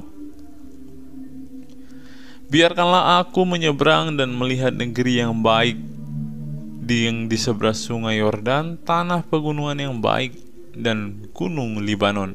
Tetapi Tuhan murka terhadap aku oleh karena kamu dan tidaklah mendengarkan permohonanku. Tuhan berfirman kepadaku, cukup, jangan lagi bicara perkara itu dengan aku. Naiklah ke puncak gunung Pisga dan layangkanlah pandanganmu ke barat atau ke utara, ke selatan dan ke timur, dan lihatlah baik-baik, sebab sungai Yordan ini tidak akan kau seberangi. Dan berilah perintah kepada Yosua, kuatkan dan teguhkanlah hatinya, sebab dialah yang akan menyeberang di depan bangsa ini, dan dialah yang akan memimpin mereka sampai mereka memiliki negeri yang akan kau lihat itu. Demikianlah kita tinggal di lembah di tentangan Bet Peor. Kristus. Ulangan pasal 4. Musa menasihati bangsa itu memelihara hukum Allah. Maka sekarang, hai orang Israel, dengarlah ketetapan dan peraturan yang kuajarkan kepadamu untuk dilakukan, supaya kamu hidup dan memasuki serta menduduki negeri yang diberikan kepadamu oleh Tuhan Allah nenek moyangmu. Janganlah kamu menambahi apa yang kuperintahkan kepadamu, dan janganlah kamu menguranginya. Dengan demikian kamu berpegang pada perintah Tuhan Allahmu yang disampaikan kepadamu. Matamu sendiri telah melihat apa yang diperbuat Tuhan mengenai Baal Peor, sebab Tuhan Allahmu telah memunahkan dari tengah-tengahmu semua orang yang mengikuti Baal Peor. Sedangkan kamu sekalian yang berpaut pada Tuhan Allahmu masih hidup pada hari ini. Ingatlah, aku telah mengajarkan ketetapan dan peraturan kepadamu, seperti yang diperintahkan kepadaku oleh Tuhan Allahku, supaya kamu melakukan yang demikian di negeri yang akan kamu masuki untuk mendudukinya. Lakukanlah itu dengan setia, sebab itulah yang akan menjadikan kebijaksanaanmu dan akal budimu di mata bangsa-bangsa yang pada waktu mendengarkan segala ketetapan ini akan berkata, memang bangsa yang besar ini adalah umat yang bijaksana dan berakal budi. Sebab bangsa besar manakah yang mempunyai Allah yang demikian dekat kepadanya seperti Tuhan Allah kita setiap kali kita memanggil kepadanya?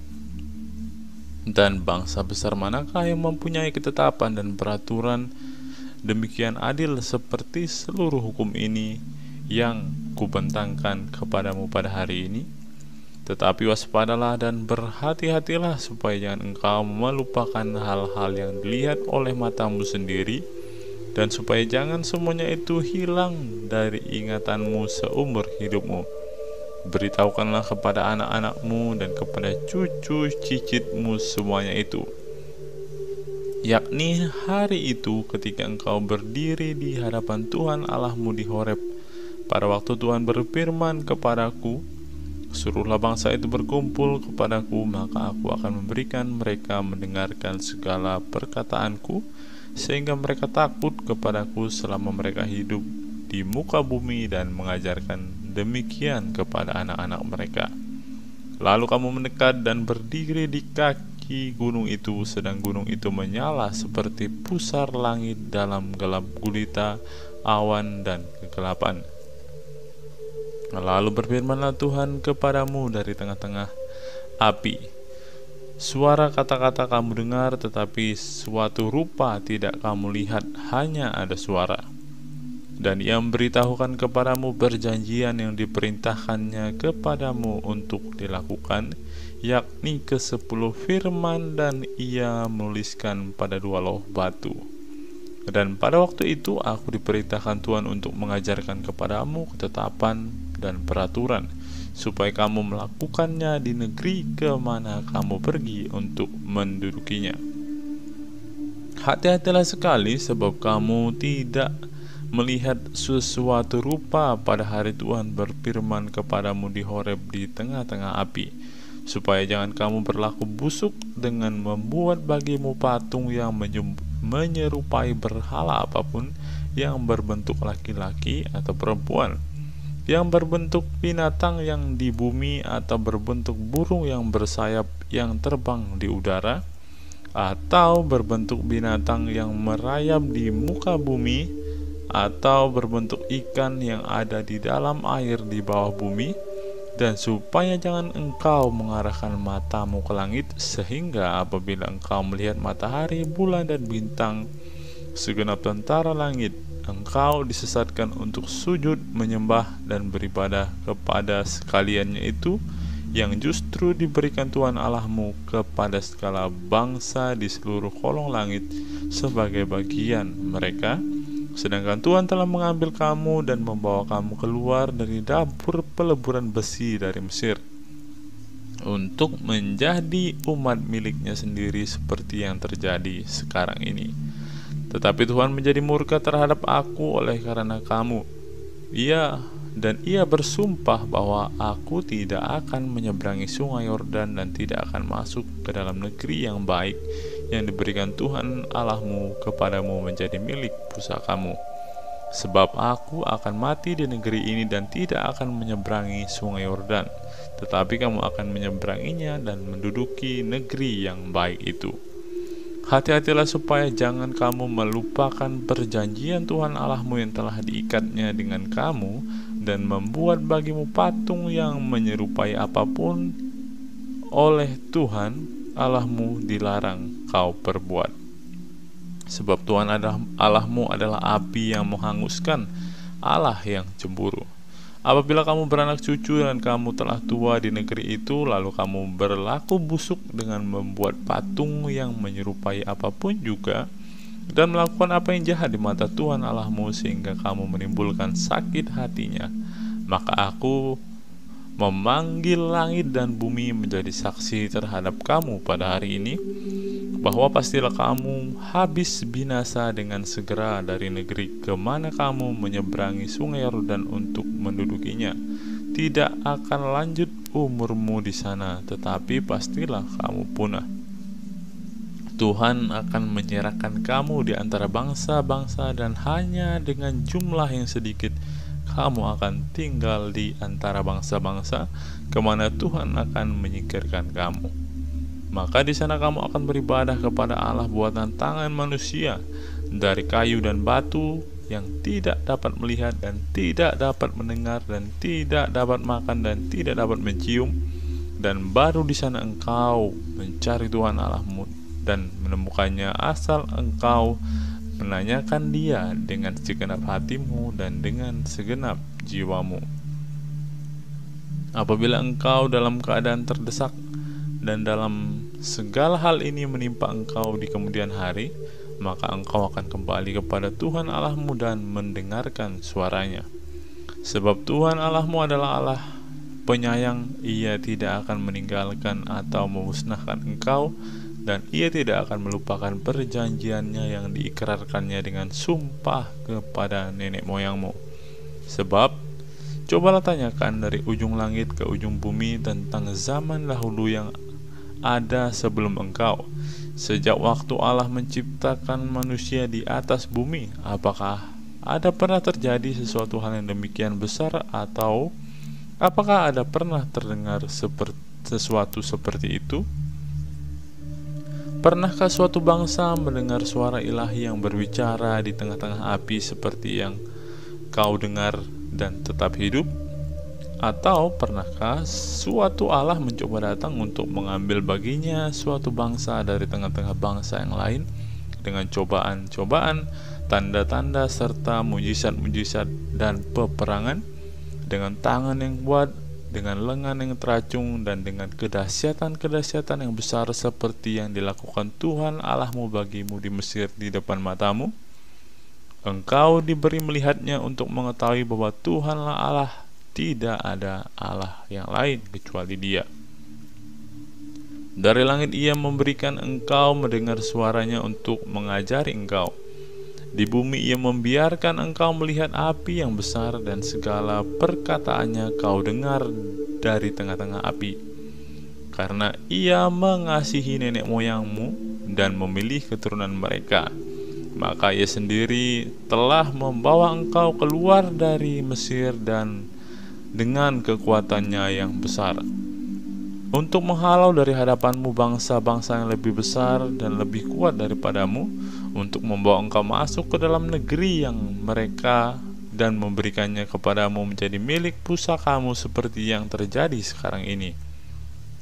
Sebab itu ketahuilah pada hari ini dan camkanlah bahwa Tuhanlah Allah yang di langit, di atas, di bumi, di bawah, tidak ada yang lain. Berpeganglah pada ketetapan dan perintahnya yang kusampaikan kepadamu pada hari ini, supaya baik keadaanmu dan keadaan anak-anakmu yang kemudian, dan supaya lanjut umurmu di tanah yang diberikan Tuhan Allahmu kepadamu untuk selama-lamanya. Kota-kota perlindungan di seberang sungai Yordan. Lalu Musa mengkhususkan 3 kota di seberang sungai Yordan di sebelah timur, supaya orang yang membunuh sesamanya manusia dengan tidak sengaja dan dengan tidak memusuhinya lebih dahulu dapat melarikan diri ke sana, sehingga ia apabila melarikan diri ke salah satu kota itu dapat tetap hidup. Kota-kota itu adalah Bezer di padang gurun di daerah dataran tinggi untuk orang Ruben, Ramot di Gilead untuk orang Gad, dan Golan di Basan untuk orang Manasye. Pendahuluan pengajaran Musa. Inilah hukum Taurat yang dipaparkan Musa kepada orang Israel. Inilah peringatan, ketetapan, dan peraturan yang dikatakan Musa kepada orang Israel dalam perjalanan mereka keluar dari Mesir. Di seberang sungai Yordan, di lembah di tentangan Bet Peor, di negeri Sihon, raja orang Amori yang diam di Hesibon, yang dipukul kalah oleh Musa dan orang Israel dalam perjalanan mereka keluar dari Mesir. Negerinya diduduki mereka, dan juga negeri Og, raja orang Basan, kedua-duanya raja orang Amori yang diam di seberang sungai Yordan di sebelah timur, mulai dari Aroer di tepi sungai Arnon sampai gunung Sirion, itulah gunung Hermon, serta seluruh dataran di seberang sungai Yordan di sebelah timur sampai laut Araba di kaki lereng gunung Pisga. Ulangan pasal yang ke-5 ke-10 firman. Musa memanggil seluruh orang Israel berkumpul dan berkata kepada mereka, "Dengarlah hai orang Israel ketetapan dan peraturan pada hari ini. Kuperdengarkan kepadamu supaya kamu mempelajarinya dan melakukannya dengan setia. Tuhan Allah kita telah mengikat perjanjian dengan kita di Horeb. Bukan dengan nenek moyang kita Tuhan kita mengikat perjanjian itu, tetapi dengan kita. Kita yang ada di sini pada hari ini, kita semuanya yang masih hidup.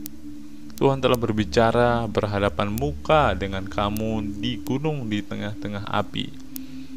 Aku pada waktu itu berdiri antara Tuhan dan kamu untuk memberitahukan firman Tuhan kepadamu, sebab kamu takut kepada api dan kamu tidak naik ke gunung." Dan ia berfirman, "Akulah Tuhan Allahmu yang membawa engkau keluar dari tanah Mesir, dari tempat perbudakan. Jangan ada padamu Allah lain di hadapanku.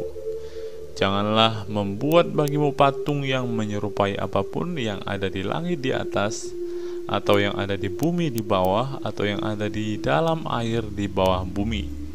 Jangan sujud menyembah kepadanya atau beribadah kepadanya, sebab aku Tuhan Allahmu adalah Allah yang cemburu, yang membalaskan kesalahan bapa kepada anak-anaknya dan kepada keturunan yang ketiga dan keempat dari orang-orang yang membenci aku. Tetapi aku menunjukkan kasih setia kepada beribu-ribu orang, yaitu mereka yang mengasihi aku dan yang berpegang pada perintah-perintahku. Jangan menyebut nama Tuhan Allahmu dengan sembarangan, sebab Tuhan akan memandang bersalah orang yang menyebut namanya dengan sembarangan. Tetapi tetaplah ingat dan kuduskanlah hari Sabat seperti yang diperintahkan kepadamu oleh Tuhan Allahmu. 6 hari lamanya engkau akan bekerja dan melakukan segala pekerjaanmu, tetapi pada hari yang ke-7 adalah Sabat Tuhan Allahmu.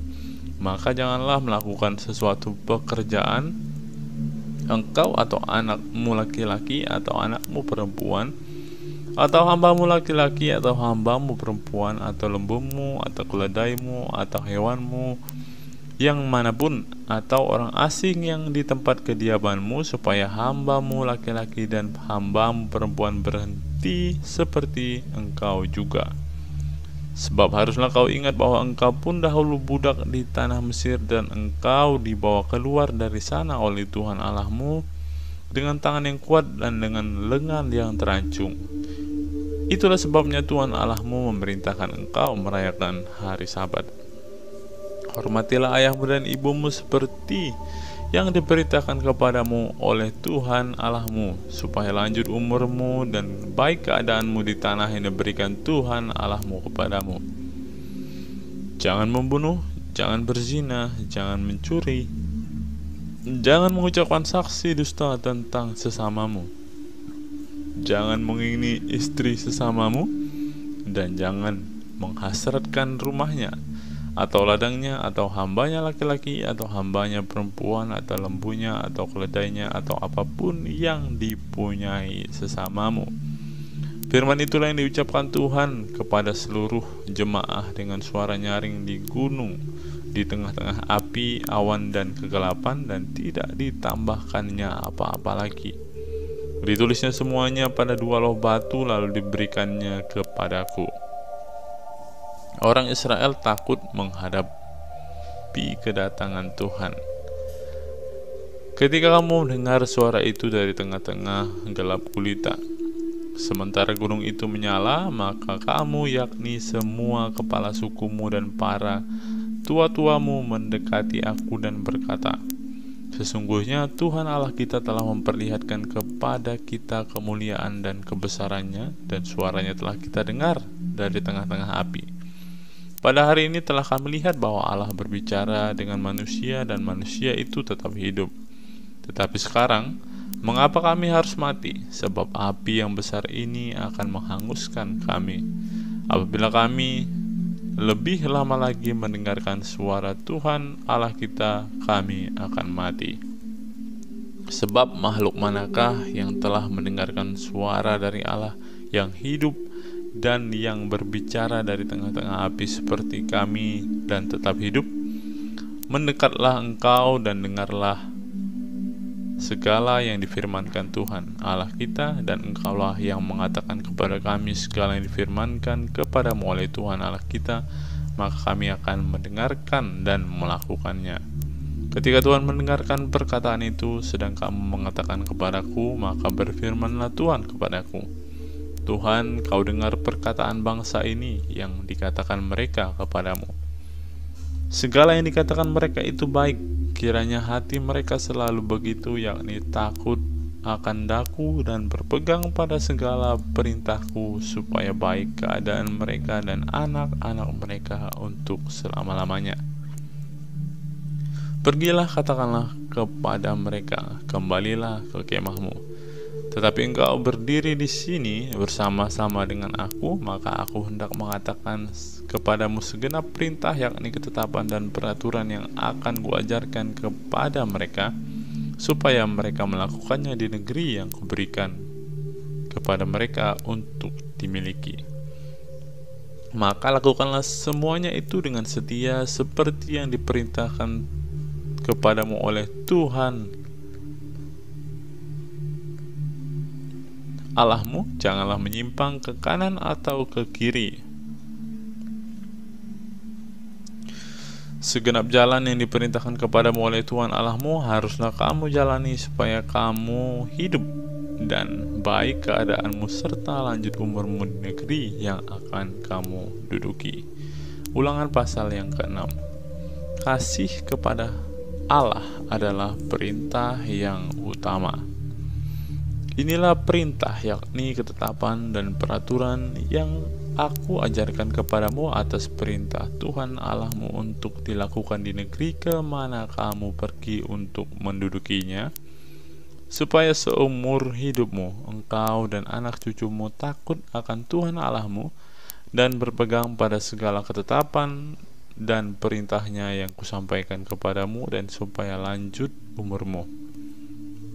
Maka dengarlah, hai orang Israel, lakukanlah itu dengan setia, supaya baik keadaanmu dan supaya kamu menjadi sangat banyak, seperti yang dijanjikan Tuhan Allah nenek moyangmu kepadamu di suatu negeri yang berlimpah-limpah susu dan madunya.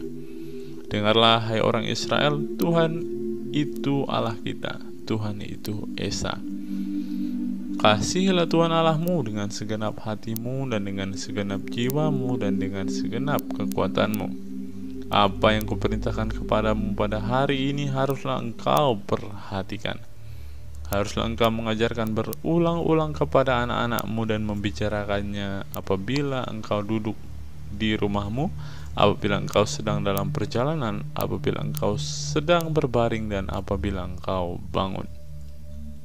Haruslah engkau mengikatkannya sebagai tanda pada tanganmu, dan haruslah itu menjadi lambang di dahimu, dan haruslah engkau menuliskannya pada tiang pintu rumahmu dan pada pintu gerbangmu.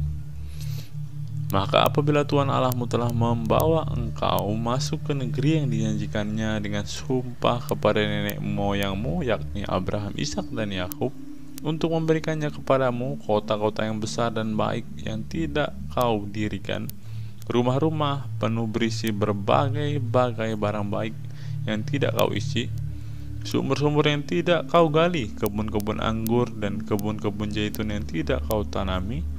Dan apabila engkau sudah makan dan menjadi kenyang, maka berhati-hatilah supaya jangan engkau melupakan Tuhan yang telah membawa kamu keluar dari tanah Mesir, dari rumah perbudakan.